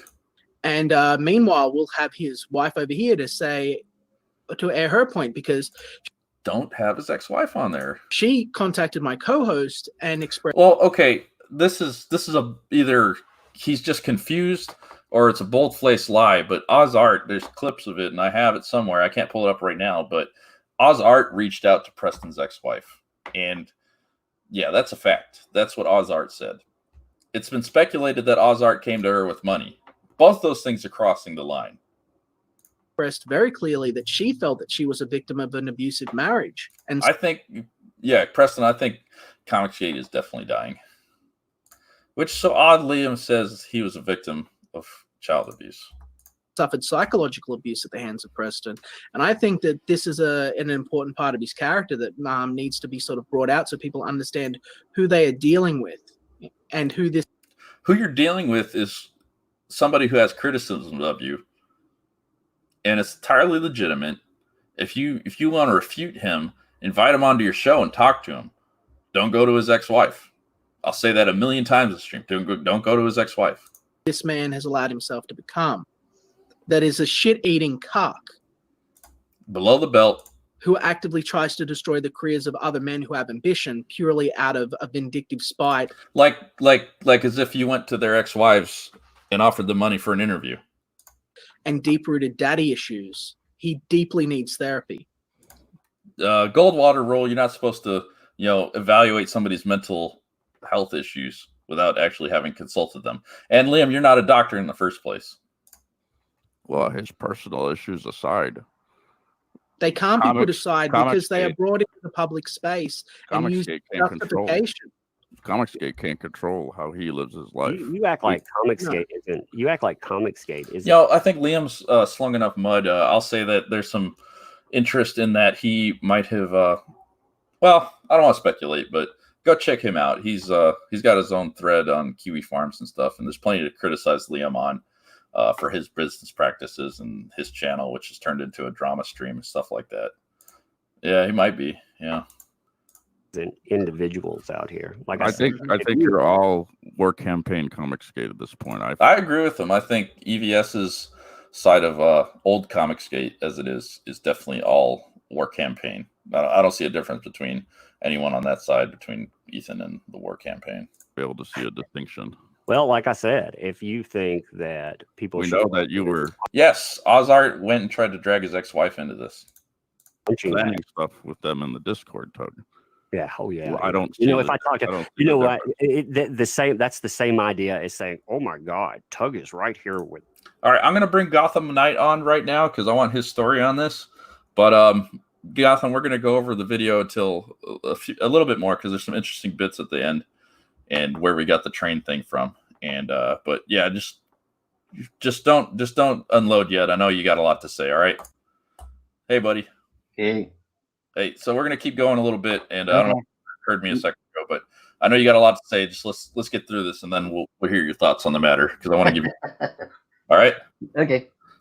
With what is your name? I have to look again. Michael Oxmaul. He is plotting. He is plotting with Michael Oxmaul to take down something. Oh Lord. Don't you feel nervous? Oh yeah, man. I seem nervous. You're excited. You're excited, and you're full of insults every chance you have a chance to interact. Because it's very easy with you. It's very. Well, what do you prove by insulting me? What do I? What do you prove by insulting somebody? That's a good question. Prove it, but then I'm not going to take bullshit from people like Am you. I or anyone else, spitting ever. bullshit, or am I making a point here? Yeah, your point again is that people need to grab their fucking knees, bend over, and fucking Always the victim. just take it. Just take it. No one's forcing you to take anything. We're not forcing you to acknowledge anyone. You guys could have just said, "Oh, there was somebody months ago who spammed me with tweets every day to get on my show, and I just forgot about it," and left it at that. But you turned it into your side turned it into an opportunity to mock somebody, and now we're at this part. The war campaign turned this into a war on Twitter. Take it from I'll give him an inch. I'll give him an inch. You know, I'll Credit to Liam for that. say there is an ethical argument. Probably all he's got. Walk away and look the other way and allow this to remain closed. Yes, you should, Liam. I'm going to give it some serious thought. Now, I'm going to be honest with you, though. I don't think that I do agree with you, but I will spend a few hours. I'll spend a few hours. You're enough of a to bring me on. Yeah, and I'll just think this through, and maybe everyone's going to be pissed. I'm going to say the show's off. We're not going to do it, but I will give this serious thought. But I have to weigh carefully the difference between, is it important that people have a clear perspective of who this man is going forward, because as Tug said, the FBI, the police, these people are not going to come forward. I think it's really clear who he is. Well, secrets left on that man. Well, yeah, a little bit. If I may join in the jester. Yeah, well, I didn't know that there was I didn't know that he had allegedly psychologically abused his wife. That was something. I have no idea where this came from. It's absurdity at this point. I've never heard of anything about Preston's ex-wife suffering any kind of abuse at his hands. It seemed to me it was all consensual. So I don't know where he gets that from, and that seems to be his excuse for going to talk to his ex-wife. It was news to me. So yeah, this I heard about that, Phil. We need to made accusations about her. Do you not think that she should be able to clear the air with that? That's up to his ex-wife to talk about their relationship or not. Again, I encourage everyone, stay out of people's marriages, stay out of people's failed marriages as well. Tehran, that came from Ethan. Exactly. His ex-wife, sorry. Oh, Vicky's saying that line about the psychological abuse came from Ethan. What would Ethan know about the inner workings of Preston's relationship? What would he know? Yeah, we're still going, Hikaru. Yeah. Yeah, but in fact, Gotham Knight's in here. He's going to talk about some of his frustrations with Tug. Yeah. I'll think it through as my point, and I'm not. Good on you for thinking it through. Not going to say anything. Preston, I guess Ethan said that there is some element of psychological abuse within your relationship, and that's coming from their side of the camp. I'm just telling you about it, and I'll let you come talk about it if you want. But yeah, I don't agree with that at all. But if you weren't aware, yes, Tug just brought up that he's accusing that element of the relationship. Set in stone yet. I do thank you for coming on, Michael. Is there anything you'd like to say before we close out? Yes. Yes. Again, major credit to you for bringing me on. And I know I'm a faceless person here, but obviously, you heard my words. Everyone is welcome on my show, and I try to take. Everyone's welcome on my show. Take the time to hear everyone out. I think that everyone's voice matters. So You're welcome. Yes, and much appreciate Oz art. And I don't know about the sarsaparilla or the cheese stuff, but thank you to you for listening as well. And I would just like to say, Umbrella Guy, I think you need to reconsider how you conduct yourself online. There's no reason for you to call me make names and mock me. I made good points here, and you just insulted me, so I'll let that stand as it is. Every voice modifier matters. All right, I will keep. Just proved Mike Oxmall right there. That in mind. Well, listen to the content of my words, not the flavor of them. Well, the content of your words says. Yeah, Phobic Xeno, I never heard really much out of Preston on that angle either. I do. Gotham, what do you mean by that? Well, it's true. I don't know who Mike Oxmaul is. So. Okay. Not yet, at least. Oh, wait a minute. Is he actually here? Oh, look at that. 7. Michael Oxmall. Hey, thanks for being here. It's Michael. Yeah. Do you want to come on and prove we're not the same person? My mind is blown now. My mind is blown. I'm actually surprised he's here. Yeah. I'm gonna send you the link, 7. That takes some real balls right there. Yeah, they needed MK Geiger. Yeah. I just posted a new video. Yeah, I'll bring it up in a second. Oh snap! You bring me onto your channel to argue. I would. Oh yeah, no. Like I said, you basically you can insult me all you like. Deal with 1 minute. You can't deal with. Yeah, a preemptive strike, thought crime. What was that? Minority Report. Yeah, it's crazy. Choo choo. Yeah. You were sure that it was Mecha McCheese. Oxmall is revealed. Michael Oxmall. I'm going to send you the link in a second. Let me pull up my DMs real quick. Mute this man. Where's 7 at? Yeah, we're almost done with the video. Damn. Yeah, so that's pretty much. Let's keep going. 1 minute of me saying something with. You should take 0 minutes. With that, it's a discredit. You can't. For you. All right, gentlemen. All right, gentlemen. Good God. All right, gentlemen. Liam, thank you again. Thank you again, Liam. Thanks for coming on, Michael. Enjoy the rest of your evening. All right. Sorry about that, Tug. I just didn't want to get too heated. Modifier matters. I very much believe that was Preston Poulter. I very much believe it was. You're out of your mind. We'll have our best guy go over and we'll get back with the results. I tried the thing for 6 months. I watched. There he goes again. 6 months. Assholes that came out. I thought, well, you know what? Okay, Mike Oxmall has a video here. Let's check this out real quick. Oh snap! Not you. Nothing happens. Hey, has the mystery been solved here? 7, are you Mike, Mr. Oxmall? Is that you? So it was you, because you've been like sticking up for Preston Poulter big time. Do you have a creepy, weird voice? I've never heard you. Was that you? I'll bet it was. I've never heard 7's voice. God damn you, 7. Where are you? You answer for this right now. This is the thing. It's like you've got people running gay ops and stuff, and nobody wants to account for it. Just say what you're up to. And if it wasn't... Say it. No, I'm not getting 7 on. I'm not, because he's acting weird lately. What's the matter with you? 7 got mad at me when I started making... I'm not getting 7 on. You thought that you were going to go to hell for that. No, I'm not. Not at all. I'm going to heaven for it. It's amazing. Oh, you gave them the Oxmall voice. Well, they did say all was dogs good. go to heaven. All dogs go to heaven. So maybe Ethan has a point. All right, 7, Yeah, 7, Mike Oxmall, whoever you are. I'm just gonna go ahead and send you the link. I doubt you'll come on, but I would really like. Well, I think he probably already has. But I want to hear your voice. Exactly on the show. At least I hope not. Yeah, pervert. Are you a pervert? Yeah. So I sent Michael Oxmall the link. If you want to clear this up and clear my name, that'd be great. Oh, his uvula is still swollen. It's gotten even worse now that all the stress has caused me to change. So, damn it, 7. Another time, please. Yeah, you come back anytime you like, sir. But come on, coward, come on. Michael Oxmall, you're always welcome on my channel. I'd like to clear this up eventually. So. Man, I was starting to believe in you. Yeah. And now you're gonna chimp out. Whatever. Well, Gotham, he said his uvula is swollen, so let's give him a little grace there, okay? Okay, I'll be nice. So I'm gonna play another clip real quick because I don't want to hear this gas bag go on any longer. But I think the funniest thing I saw. I don't want to smell it anymore either. Yeah, hang on just a second. So something's burning. Let's see. Whoops. Okay. All right, so I'm gonna play this clip. Don't look at my DMs with Matthew Veely here.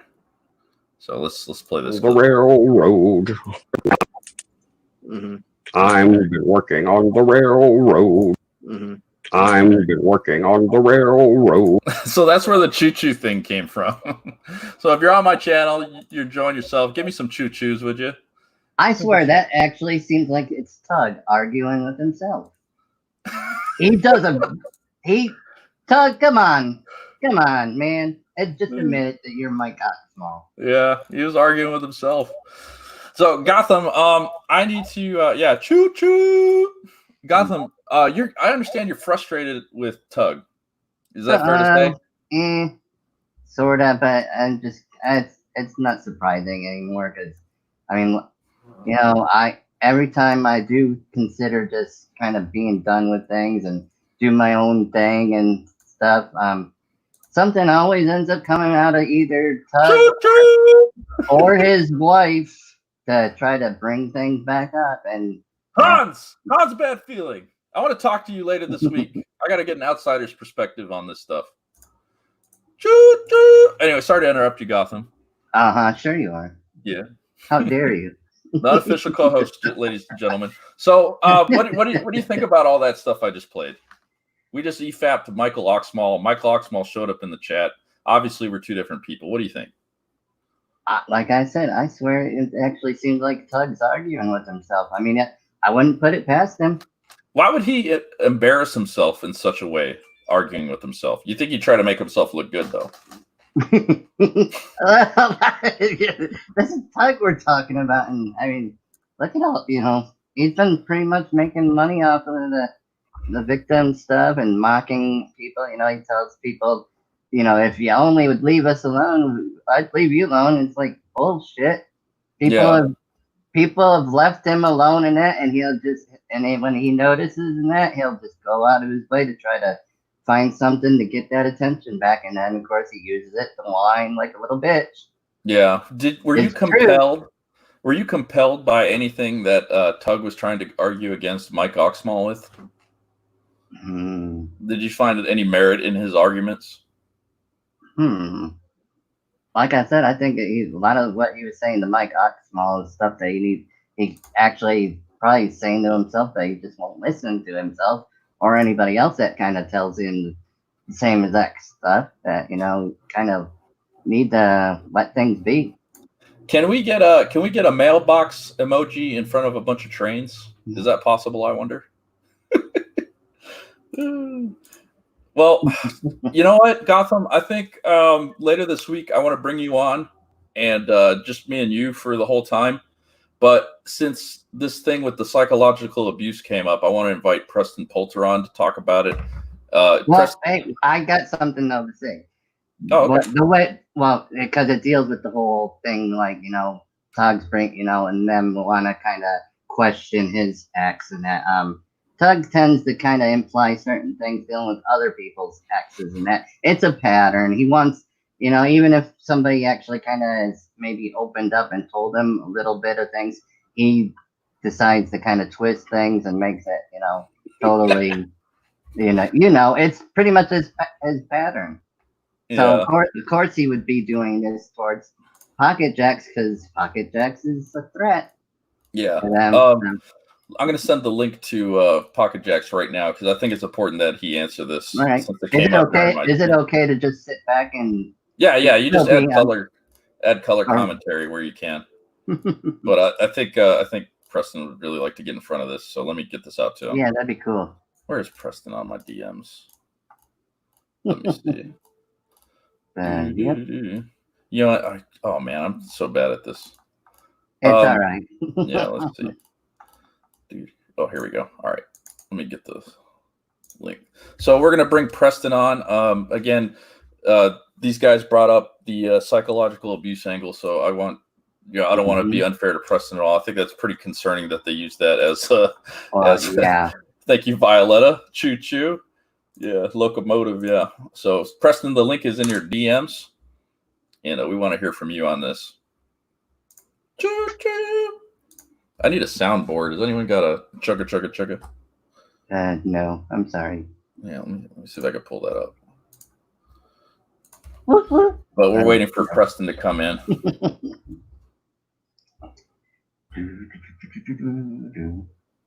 Yeah. All the live long day. Damn it, Mike Oxmall, you got that song going through my mind. I hate it now. Yeah. Especially after the way Tug says it. There we go.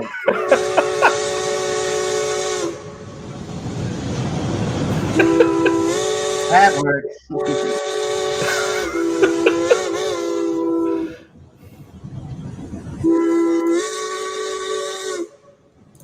That's the train of justice coming for Comicsgate. Michael Oxmall's the conductor. We're going to hear from him. But yeah, Gotham, you know, it's kind of sad what this has all gone down to. And I think Mike Oxmall made a lot of points. For the most part, none of us are really winning with this. You know, we're pretty much all kind of, it's just kind of becoming an old, whatever. I don't know. It's so far from Comicsgate or comics at this point. Yeah, just waiting for Preston to come in. Well, and see, and that's the thing. When you know, way back there was, and it wasn't just me. There was other followers, and that were like, you know what, we need, you know, we're starting to head into a direction that sounds no better, and if not worse than the so-called SJWs and stuff. And you know, and as soon as you know you type anything like that in the live chat, of course, a lot of people want to say, "Oh, you're just an SJW," and you know, it's like automatically you end up put on that list, and yeah, they're canceling people. Yeah, you can't really say, oh, it's okay for all of us to disagree on certain things, and then pretty much basically make that person into an enemy when they kind of start seeing, you know. Yeah, that's the whole thing with the war campaign. That's the whole thing with the war campaign. You turned everything into a conflict, and that's really sad, you know? Yeah. Hans Bad Feeling. This is a good buddy of mine. We've been friends for a bit since dealing with, you know, that Star Wars girl way back when, you know, the Jesse Milestone thing. Thanks for being here, Hans. It's Comicsgate. Those people that the Phantom Menace always promote and defend. Yeah, there's a lot of intersection there. Yeah, EVSJW surely does. Yeah. You stopped listening, Hikaru? Oh, you're insulting Cherry now. Yeah, Cherry had an interview with Vicky and DA Talks last night, and I haven't listened to it yet, but I'm planning to. Yeah. Sketchy. All right, now Preston just got here. This is the most vetted man in comic books. We're going to hear him out on this stuff, and Preston, thanks for being here. So I'm going to add you to the stream now. Preston, how are you doing this morning? I'm doing all right. I just remembered, like, oh yeah, there's something I needed to pull up that might be relevant to our discussion. But yeah, I'm having a good day. Good. As good as could be expected, I suppose. And I really thought them a little bit better than this. You'd hope, right? Yeah, I mean, like they literally just said what we did to Preston was fair, because, and I mean, like, not even Dark Gift Comics went that far. Dark Gift Comics, like, no, that's not fair. So when Dark Gift Comics has to step out of line and go, I'm not so sure about this. You know? Yeah, but I've had my differences with Anthony, but I find him a mostly fair guy. Yeah. But hold on, let me pull up. Are you going to share your screen? In a minute. Yeah, let me pull up the exact file. Do you think that we are Mike Oxmall? I mean, I don't know. It sounds a little like you. A little bit. Okay. A little bit. Yeah. But I don't think it sounds like you at all. No, I don't know how they got me out of that. I'm like, I mean, like, the voice cadence is totally different. The vocabulary, the word selection. I'm like, it's me. Are you crazy? Yeah. We saw that clip with what was that song playing? The Unsolved Mysteries. You know. Yeah. I'm probably gonna get copyright struck for that, but oh well. Not making any money here yet, anyway. Yeah. Yeah. Oh, okay, if you guys want to, here we go. Yeah. So I'm going to. Oh yeah, I guess I'll just share the screen on that one. So, and the controls will be yours. All right. So share screen. Tab. Okay. Can you see that? There you go. Okay. Do we want a full screen or do we want to keep us on it? I think maybe full screen on this one. Okay, there we go. Okay. So this is Preston's screen, everybody. Right. Okay. So this is and this what I'm showing right here is, all right. So these are DMs between Ethan and I, and this is a direct response to way back in August of 2019. Yep. When and I think this really speaks to their motivation. All right. So I did some digging, which in Ethan's case is really a simple Google search. All you have to do is like Ethan Van Sciver harassment, and you're going to find, the Alfie Norris and Jeffrey Hart's case. Yeah. And, I contact. And the thing about it is, one, it would be, if that was just a case that, Ethan had left behind in his past life, I'd say fine. But the details of the Jeffrey Hart's Alfie Norris case seem alarmingly similar to Ethan's problems today. It's always he regales people with his fans. He always kind of has this plausible deniability angle of, but he's always kind of the ringleader. And so, if you go back and you look at Jeffrey Hart's and Alfie Norris, it's clearly the same pattern. And so that's why I decided to bring it up. And so I contacted him here, back in August and saying, can you confirm and I sent him a link to, some of the Alfie Norris stuff. And Ethan responds back, deny them.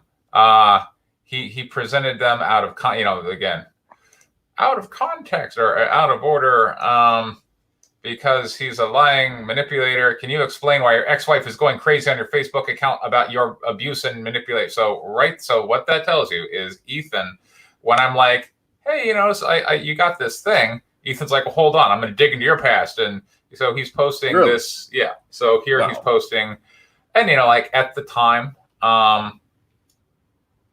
there's her name, Abby.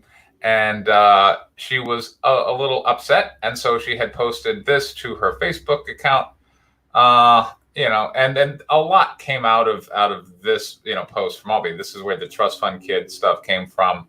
So, I hate speaking for help, but, it's essentially she needed money for stuff. And, because I was becoming her ex-husband, right. That was no longer there.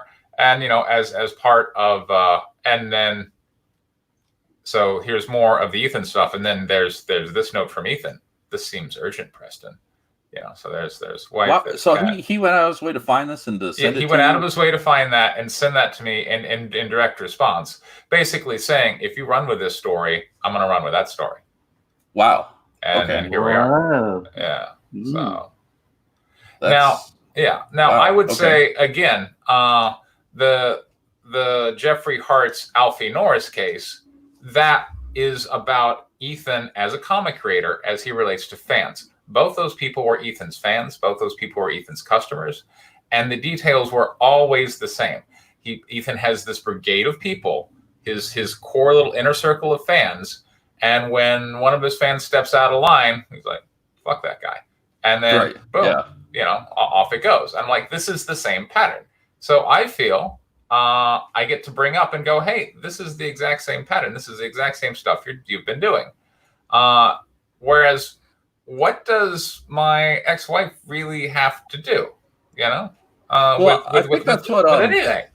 So I think that's what Oxmaul was arguing that whole stream with Liam. It's like, what is going on here that we're sending these wannabe unqualified journalists out there to go dig up dirt for solely for the purposes of further humiliating you? Yeah, and it it's because I had the audacity to say, well, gee, Ethan, the stuff that being from Pennsylvania is going through, that I'm now going through, that that happened to Vickyverse, that this seems to befall anyone who criticizes you. Mm-hmm. And Tug, voiced very much the justification of, well, if you should have never crossed us. That's really, at the end of the day, when you get down to it, what they're saying, you should never have crossed us. Okay. Might I point out something? Yeah, go ahead. Okay, Preston just showed that back in 2019, Ethan was, brought this topic up, but I thought they swore this was something recently they quote unquote found on Preston. That's kind of interesting, Yeah. It's a long running conflict. MK Geiger has a question here. I don't know if you want to answer that, Preston. Okay, sure. Let's see. Pocket Jack's comments. I assume you sent all that to the police when you approached them about EVS. I don't know what all that is. I really wish when people would ask questions, they would avoid pronouns, because I'm always like, when you say, well, he did, I'm like, who's the he? What is the that? You know, like, all right. If you watched our show yesterday, MK Geiger dropped a bombshell about Zach approaching, still pitching to DC today, or these days. So that was interesting. I mean, shouldn't he? It seems like a good idea. Yeah, you should. Yeah. Yeah. Let's see. Bad Girls Club. This whole thing is a Bad Girls Club. Yeah. I don't know. Maybe you want to try rephrasing it, MK Geiger. Yeah. But yeah. So that's interesting. I think the whole point that I'm seeing with this argument that Liam had with Tug about all this stuff is like, I think I agree with him, by the way, that it's way out of line to dig into somebody's marriage. I'm going to change my lighting, but I'm still listening to you. Hold on. Go ahead. Yeah. So I think it's utterly ridiculous that somebody's marriage is now entering the public fray. And the reason I wanted to invite you on is they had this line about they're accusing you of psychologically abusing your ex-wife, which, you know, I really hadn't heard that until this stream.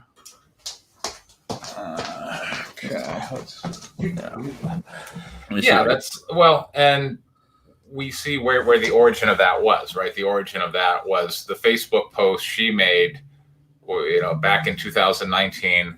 Oh, woe was me. You know. Yeah. You know, look, when people go on Facebook, particularly in the middle of a divorce, and particularly when they have a GoFundMe behind them, they have a tendency, and now I'm not speaking about her, but I'm just speaking in general. Yeah. If you observe someone who's going through a divorce, who's putting out a GoFundMe, who is like, I can't pay my bills, so I need some money. And by the way, the other partner that I'm going through a divorce with is a total asshole.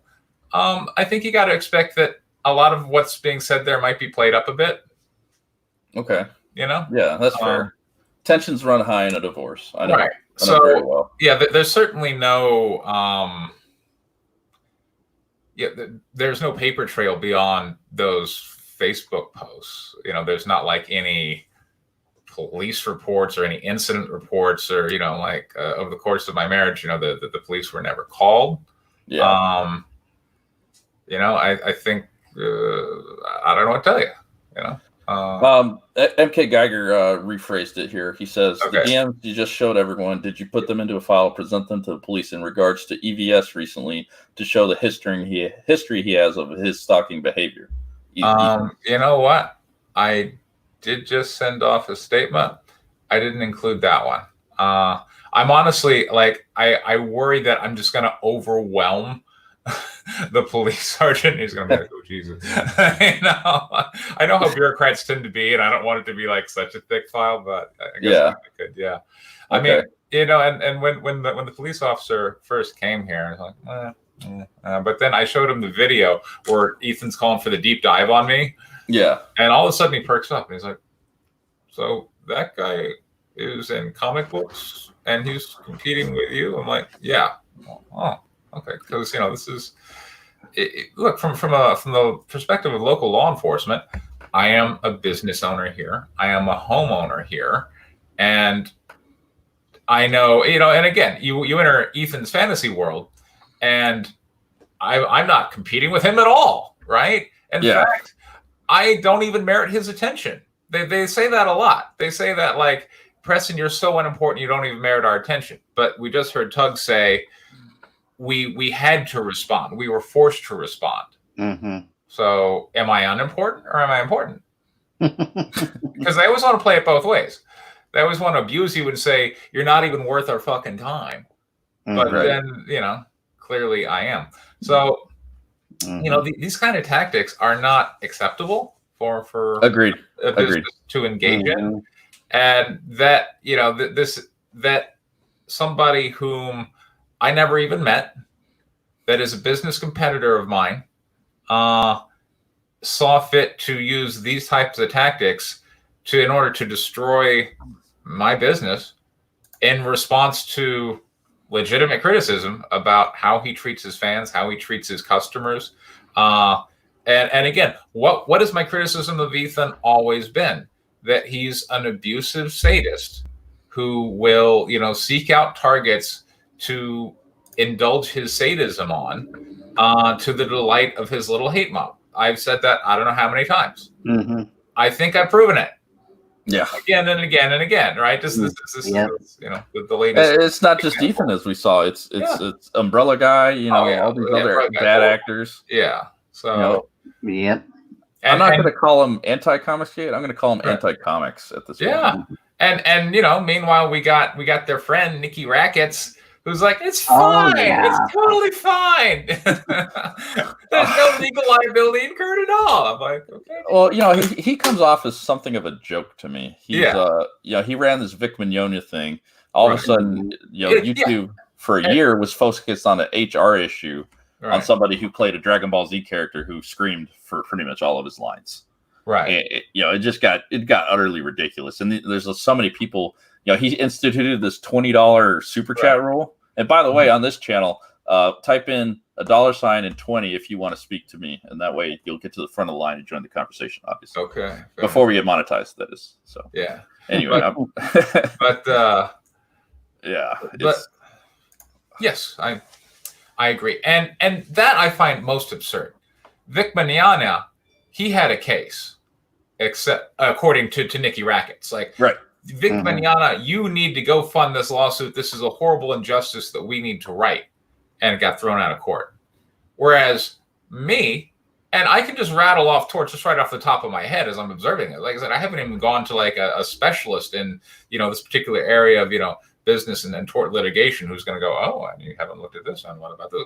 But like you're saying that this isn't public disclosure of private facts? Which, by the way, under public disclosure, it can be, even if the information is technically public, but you are using a big platform to draw a bunch of unwanted negative attention on a small figure, that is also public disclosure of private facts. So, and again, that's just a cursory search. That's not like a detailed, looking through the thing.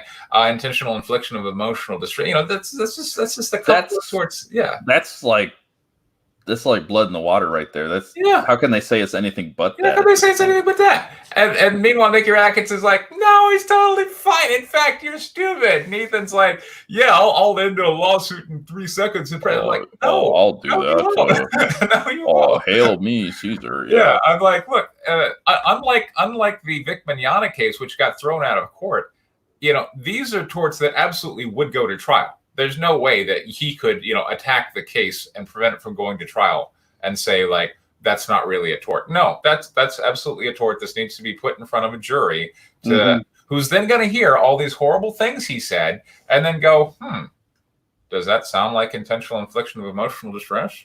Well, they did explicitly say that their goal was abject humiliation. It does. Yeah, it's like, come on, right? Well, and even last night he had a stream trying to work pegging into the title. Like, come on, guys. And now Nikki Rackets is kind of taking the mask off, and I'm like, oh wait, weren't you the guy who was telling me that you just wanted to bring me on for a fun discussion about fetish? Right. Maybe that wasn't really your agenda.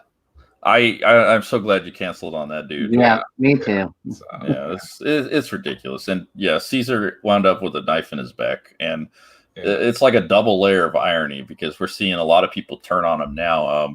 Somebody sent me a screenshot of let me see, I'll pull it up right here. This latest exchange. Right. Let's see. What am I doing? Oh, let me see. Okay. Oh, okay. Yeah. Let me see if I can pull it up. Archive. Whoop. I don't know if you guys can see that. Hail War Campaign. Yeah. Testify is War Campaign. Oh yeah. Arguing with Ethan about mail-in. PC's twin here. Looks like he's walking away too. Look, and mail-in, and I say this to people. And look, out of all the people in that Ethan circle, the one I have the highest regard for is John Malin. All right. Yeah. His work seems, passable.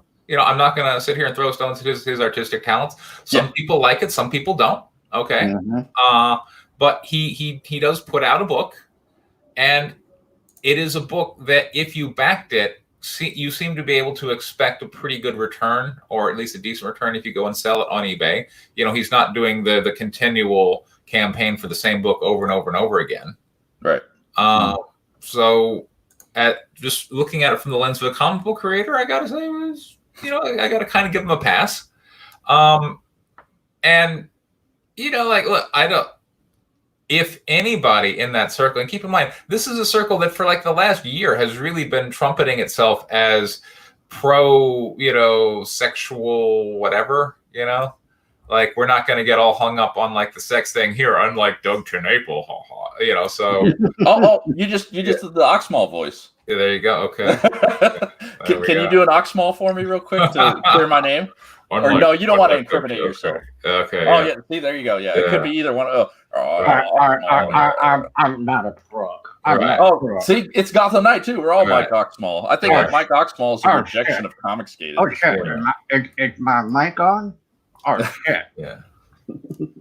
So yeah, and EBS controlled Zach's GoFundMe, and and Nicky Rackett set up the GoFundMe for Ty Beard, who's like a friend of his. Do we really believe this was because Vic Mignogna was so wronged, or because he was like, oh, wait, here's a way I can raise a bunch of money for a pal of mine to fight the culture war? Yeah. But even if you believe that somehow, and I don't even know how anybody with any legal training could look at this situation and say Ethan didn't incur some liability, at least civil liability, but also criminal liability. Like, there's some stuff there. Now, whether the prosecuting attorney is going to want to bring charges or not, look, that's up to them. But it is simply me to file the report and go, hey, this happened. I don't know of anybody. And again, Nick just tends to give the worst legal advice when he comes back and says, you're fine. In fact, you should keep going. Because, I just had to amend my report and go, and then on Friday, Ethan went on his stream and said he was never contacted by an attorney. And if he did, well, he would just, point to Preston's porn video and say, yeah. And I'm like, okay, well, yeah, that's all I got to say to that is, yes. Yeah. I'm turning that into my little meme here on my channel, Choo Choo, because they're making fun of him for the railroad stuff. So I'm enjoying that. Yeah. Okay. Mayor lost defamation. Yeah, I think this Ty Beard guy, they didn't even win their case against the Duck Dynasty dudes. No, yeah. And defamation is hard to prove. But these torts I'm talking about, because it's a little different. But again, I don't even want to get lost in the tort thing, because the tort thing isn't even my focus right now. Those are claims I'll pick up in a while. Right now, I'm really focusing on discussing things with law enforcement and whatnot. But even if you're Nicky Rackets and you're like, okay, well, I don't think,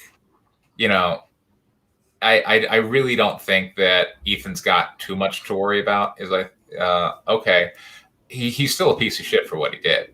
Yeah. Tug's still a piece of shit for what he did. Mm-hmm.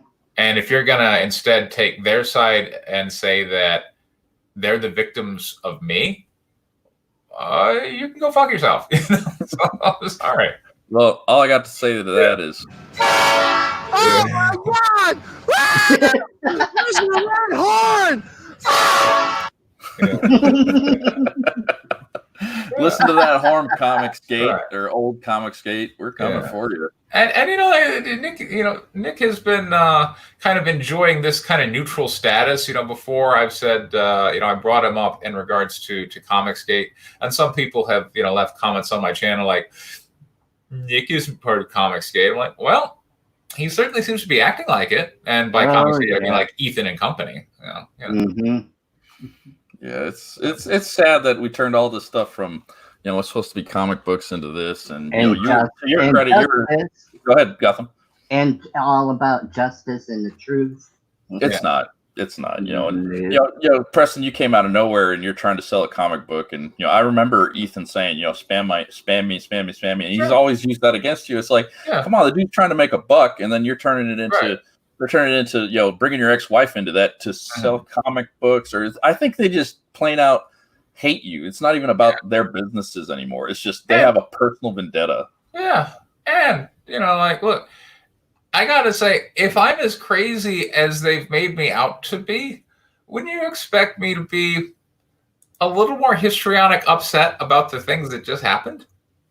I think I've been relatively mature about the whole matter, Well, you certainly suffered a lot of humiliation and attempts to just mock you and turn you into the joke of the week, and I'm sick and tired of it. Yeah, and I'm really glad Ethan was practically in a crying fit because like one of the people on the other side, I forget who it was, but was like doxed him on the fact that he walked off from his mortgage. Right. And he was like, at what point is it too far? I'm like, okay, well, apparently these are questions he never bothered to ask himself. Way back before all this stuff got nutty, he told the story of Moose Bauman. Yeah. And he threw himself such a pity party that night. He was, almost in tears from the sound of it. I remember I was at work listening to it. Back in the day, I didn't really have anything on this. And he just ended the stream abruptly. He didn't read any of the super chats, and all the super chats were, "Oh, we're here for you, E." Know, and he plays his audience with these emotional things when it suits him, and then when it's an enemy of his, he gets his group of little hyenas, and they just laugh. They laugh it up. They got Cecil, doing a very poor voice impression of everything, and I'm doing this, and they just. I can't imagine anybody from the outside coming in and saying, "I want to be a part of this." No. And I'm actually bringing a friend of mine on tomorrow. She's going to talk to me. She's somebody who she watched all 23 Marvel movies recently as a binge marathon, and I'm telling her about all this comic book stuff, and she's like, "Comics? What? Why are they talking about this guy's porno? Why are they?" That's an excellent question. and so she's going to come in. I'm going to interview with her. Just the only thing she knows about Comicsgate is what I briefly told her about it, and we're going to get an outsider's perspective, and I'm going to try to bring as many people as I can get on and just say, hey, this is the veil we're lifting. Do you think you would want to join Comicsgate? And I hope everyone in the audience comes back for that to ask her questions. And this is somebody that really hasn't paid attention other than knowing me as much as she does. So that should be a good interview tomorrow. Okay. Unless she cancels, but it's looking good right now. And it's insane to me. I feel like I've been vindicated, because the whole time I have said that if you're critical of Ethan, he will absolutely schedule you for abuse of his private hit squad, and here we are. So let's see. Bunderdome has a request for you. Request for Preston. Please act this out loud. Sniff. For them to do this to me, all because I voted for Donald Trump. They've gone too far. Is that what Ethan said? That was what Ethan said in response to the doxing of the fact that he walked off from his mortgage. I remember that. There's so many little snipes and mockeries and stuff like that. And one thing we're not doing is could you imagine what would happen if Ethan had filmed the porn?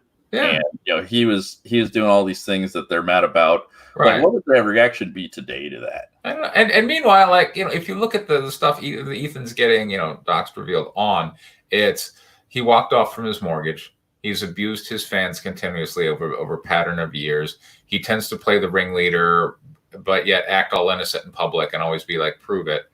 And he's left in his wake, a string of failed relationships with people who are very bitter over their treatment of him. If you look at the things that they've told, they've doxed me about, like, look, what Dark Gift recently did a video because he was contacted by people who were fans of my former work and were like, why are you attacking this man? Right. And one point I was making with my friend who's coming on, I told her people in the LGBTQ, excuse me, I'm stumbling around. People in the LGBT community, they would never find out somebody was gay and then use that to insult them for any reason. Yeah. You would never do that in the kink community. Yeah. You would never do that LGBT community. It's not the people's sexuality. That's not a point of mockery for anybody, no matter what they've said or done. Right. It's for him to call himself, king of the gays and stuff. Come on, man. There's there's no gay person that sees all this going on, sees them, trying to roast you for hours on end on a live stream and says, I want to be part of Comicsgate. Exactly. Yeah. And that's where I'm like, I think they really ended up screwing themselves this time, because they've been kind of making it out like, we're the kink, particularly gay male champions, but I don't think anyone believes that after what they just did. No, they can't. They can't. Yeah. They're dishonest at best. WG Phil here has a question. What will be the next Last Week in Comicsgate? Are you still going on with that show? No, I don't think so. No. Yeah, I have proven my point. The point that I sought to make was that they, it's not about comic books. It's this weird tribe. They, they don't conduct themselves professionally, and I think we proved all that. So. I think they're making their own version of it on their own channels. Exactly. Yeah. So I don't blame you at all for not continuing that and give it a little. I am listening. But go ahead. Yeah, I imagine you wanna get past this as much as you can at this point. It's almost like messing with a wild animal at this point. You kick the hornet's nest. Pretty much you have to get in the car and drive away at some point. So not a perfect analogy, but yeah, it's interesting. So I don't know. I really feel for you, man. I hope who knows? I may, but the problem is right now they have gone in such a vile direction that, look. I don't want to sit here and report on people mocking my sex videos. I didn't know. So, if we can get it back to maybe more of a lighthearted mood where, we're talking about, and Tug broke his own mailbox, but, this time it's, Yeah, we could do a whole show on, Tug and his behaviors, but it's... It just gives him what he wants. At what point is it too far? So. Let's see Vicky's kind of picking up the slack on This Week in Comicsgate. We're saying Hans Band Feeling. I have no idea what you're talking about. Ordering stuff from Target. Oh, I guess he must be working at Target. He's one of those essential. But yeah, that's interesting. What did you think of Mike Oxmall outside of who he might or might not be? He sounds great. I mean, I really have respect for people going on channels and hostile environments and just having a discussion. Yeah. Do you think Tug embarrassed himself, as he put it? At this point, I don't think any reasonable person could possibly be in their corner. I cannot understand. I don't think any reasonable person could be sitting there. Any fair-minded person that that knows no one. You just show the video to, and they just sit and watch it, like the Liam stream. I think they're going to end up coming back going, "These people are horrible." Yeah, and that's the whole thing I've been shining a light on the whole time. Is these people are monsters. They're horrible people. They engage in reprehensible tactics, and comic books just happens to be their grift because the comic book community is full of kind of weak-minded nerds who are easy to bully and will just follow along. And they name themselves War Campaign, and they've started fights everywhere they've gone. Right. It's in the name. They asked for this. MK Geiger, Pocket Jack's comic smart move as well as stop This Week Comicsgate, which, as you know, unlike Tug, the police would have suggested to you not to really engage. Yeah, I think there's some wisdom in that. And, and going forward, I mean, look, I didn't post any more stuff. I'm just there's so much legal stuff here now that I'm having to go through. It's like I'm having to produce the show, but instead it's in the version of sworn affidavits and whatnot. How many sycophants? Yeah, Bunderdome. Here's a question: how many sycophants have taken a red pill because of this? If this doesn't persuade anyone, it is truly fruitless. Yeah, exactly. Yeah. I mean, before it was always, oh well, the Nurkic. Trying to explain the Nurkic shop was always kind of tough. Yeah. And there was a lot of he should see. Like, look, they came out. They've admitted what they did. They've admitted why they did it. Both they did it to abjectly humiliate me. and because I was criticizing them, which they characterize as lies. I'm like, point to the lies, you know. Maybe maybe over many hours of content, they might find a couple of misstatements, maybe. Yeah. But for the most part, I'm just like, here's what they said, here's what happened. Yep, that's how it's been with me too. You know, it's like if I'm wrong about something, show me, and that I'm willing to admit that I'm wrong if I was wrong. But so far, and by the way, I want to point out, you know, when you're looking at things through a good and evil perspective, these people are acting like criminals. Yeah, that's fair to say. I'm presenting a legitimate business threat because, you know, I took a trademark to a term that they were using but never bothered to actually protect. So I'm legally allowed to do that, and their response is revenge porn. Yeah, and you know, they've been trying to mock this revenge porn definition. Here's what it is to me. You have sexual material of somebody who shows their intimate details, and you're using that to mock them. That to me, I don't care what the legal definition is. That to me is revenge porn. Yeah. Well, there needs to be an expectation of privacy there, which, by the way, this was produced under an alias and was, to the best of my efforts, taken down. So, and certainly no one in the comic book community knew about it. So how did I not have an expectation of privacy? Yeah. Well, and, you know, even aside from all that, they just need to stop. Yeah. So. See this from Doug T. Ricada, Tug Yellow Fast, She's so much cheese mail still up for. We'd probably make a pretty colossal car wreck. That alone would be worth seeing. It is a car wreck at this point. The reality, Preston, this is from the Bunderdome. The reality, Preston, is that I think they were emboldened by getting away with the Nurkish thing. Yeah. And they just never learned to quit. Unfortunately, you were the straw that broke the camel's back. Well, yeah, and if they get away with this one, then dude, I don't even want to predict what the hell is going to happen like 6 months to a year from now. You know. So that's a good point. What I mean, if they're going to pass on what they just did, then, you know, look out below. So. Yeah, incoming. We're danger close at this point. Yeah.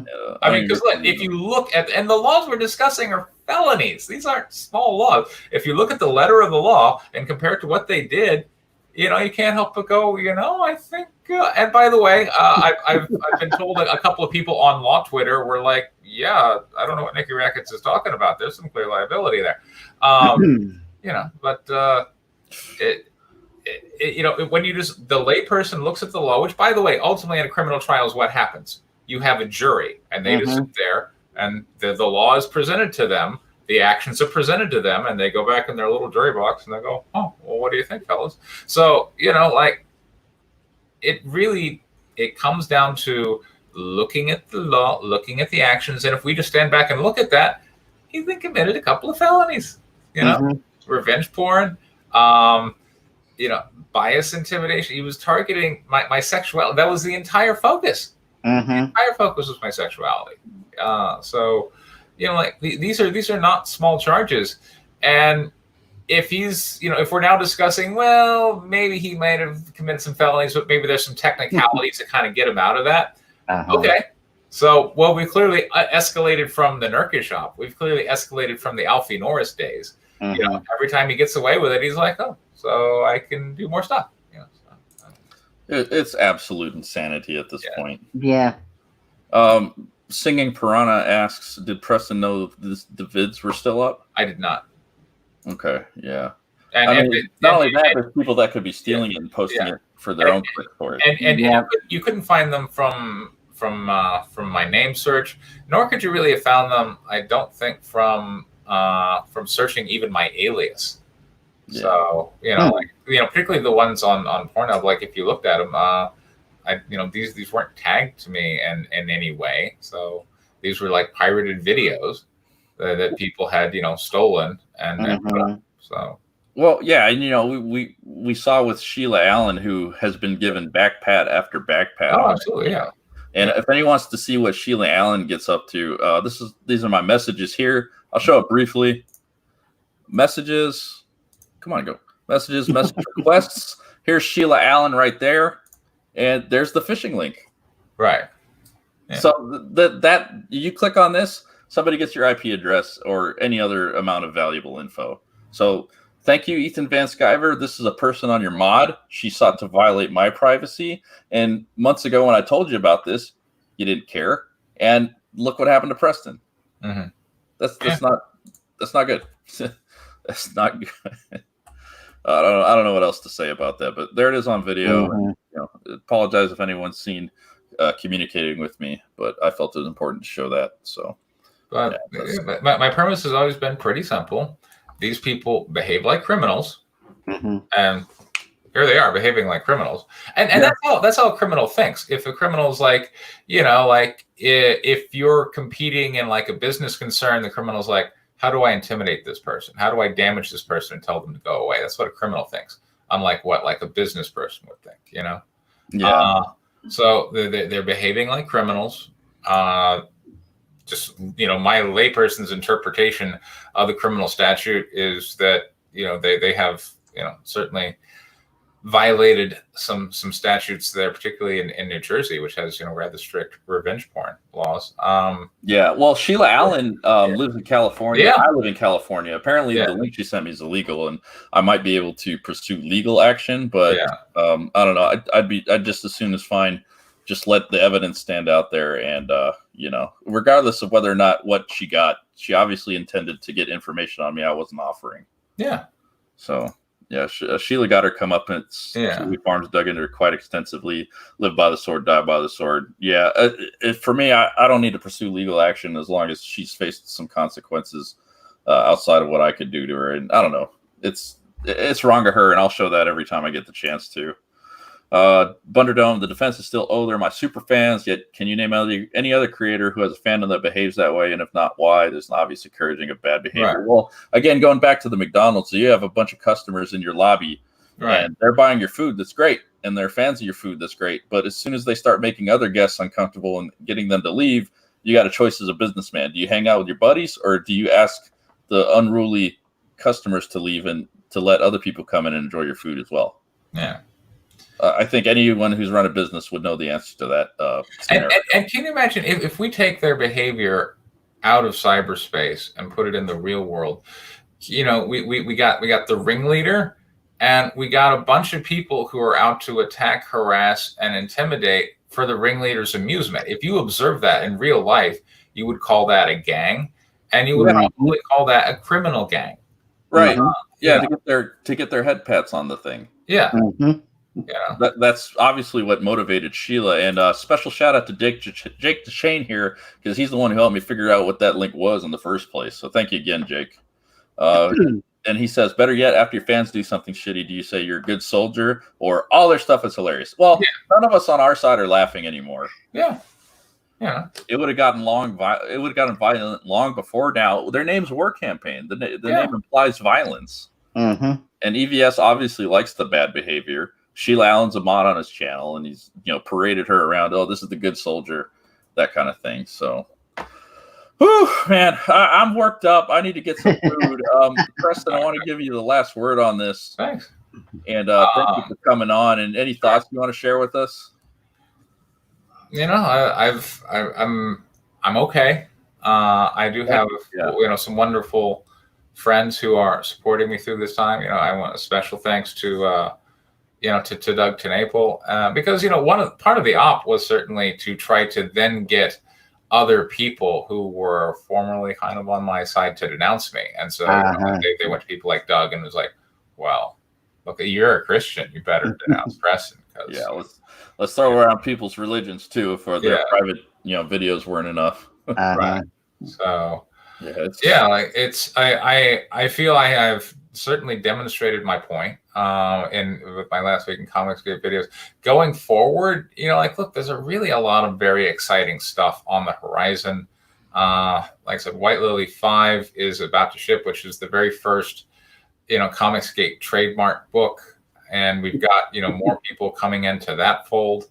And we're going to be unveiling the Comicsgate trademark wiki, which will tell you, all about, how the shared universe is going to work. And,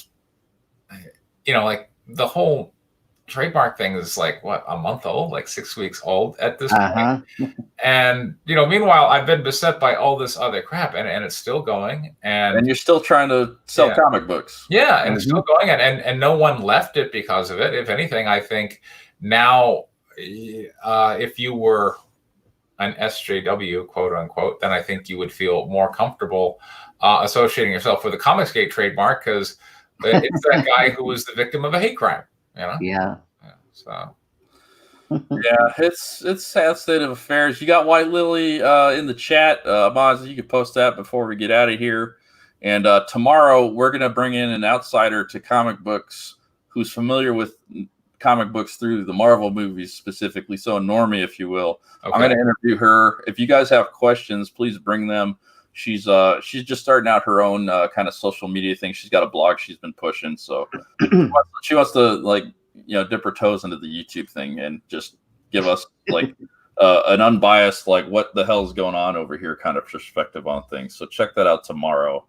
And Preston, thanks for coming on and talking, and thank you to my audience for being here with us through this whole thing. And if you think I'm Mike Oxmall, leave a comment below. And Asuka says SWC doesn't get the thanks they predicted this year ago. You stream with them, and I think tomorrow you're doing the Writer Circle still. Yeah. So, I mean, at SWC, those guys are my nerds. I mean, come on. Yeah. I've been on stream with them. We do the yeah, go check out SWC. There's the links to Black Widow and White Lily, or Black White Lily Widow, Guinevere and the White Lily Factory. There you go. Awesome.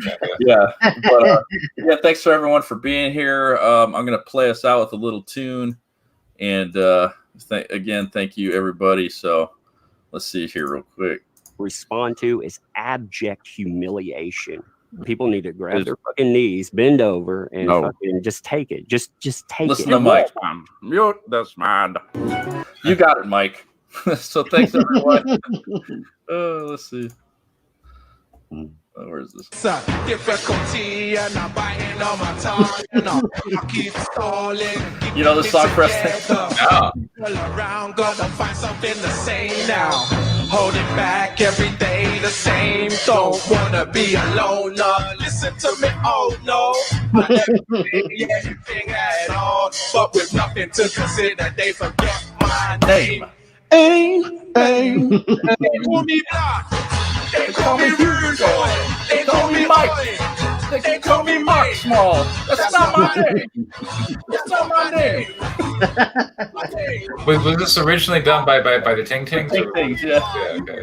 All right, guys, you have a good one.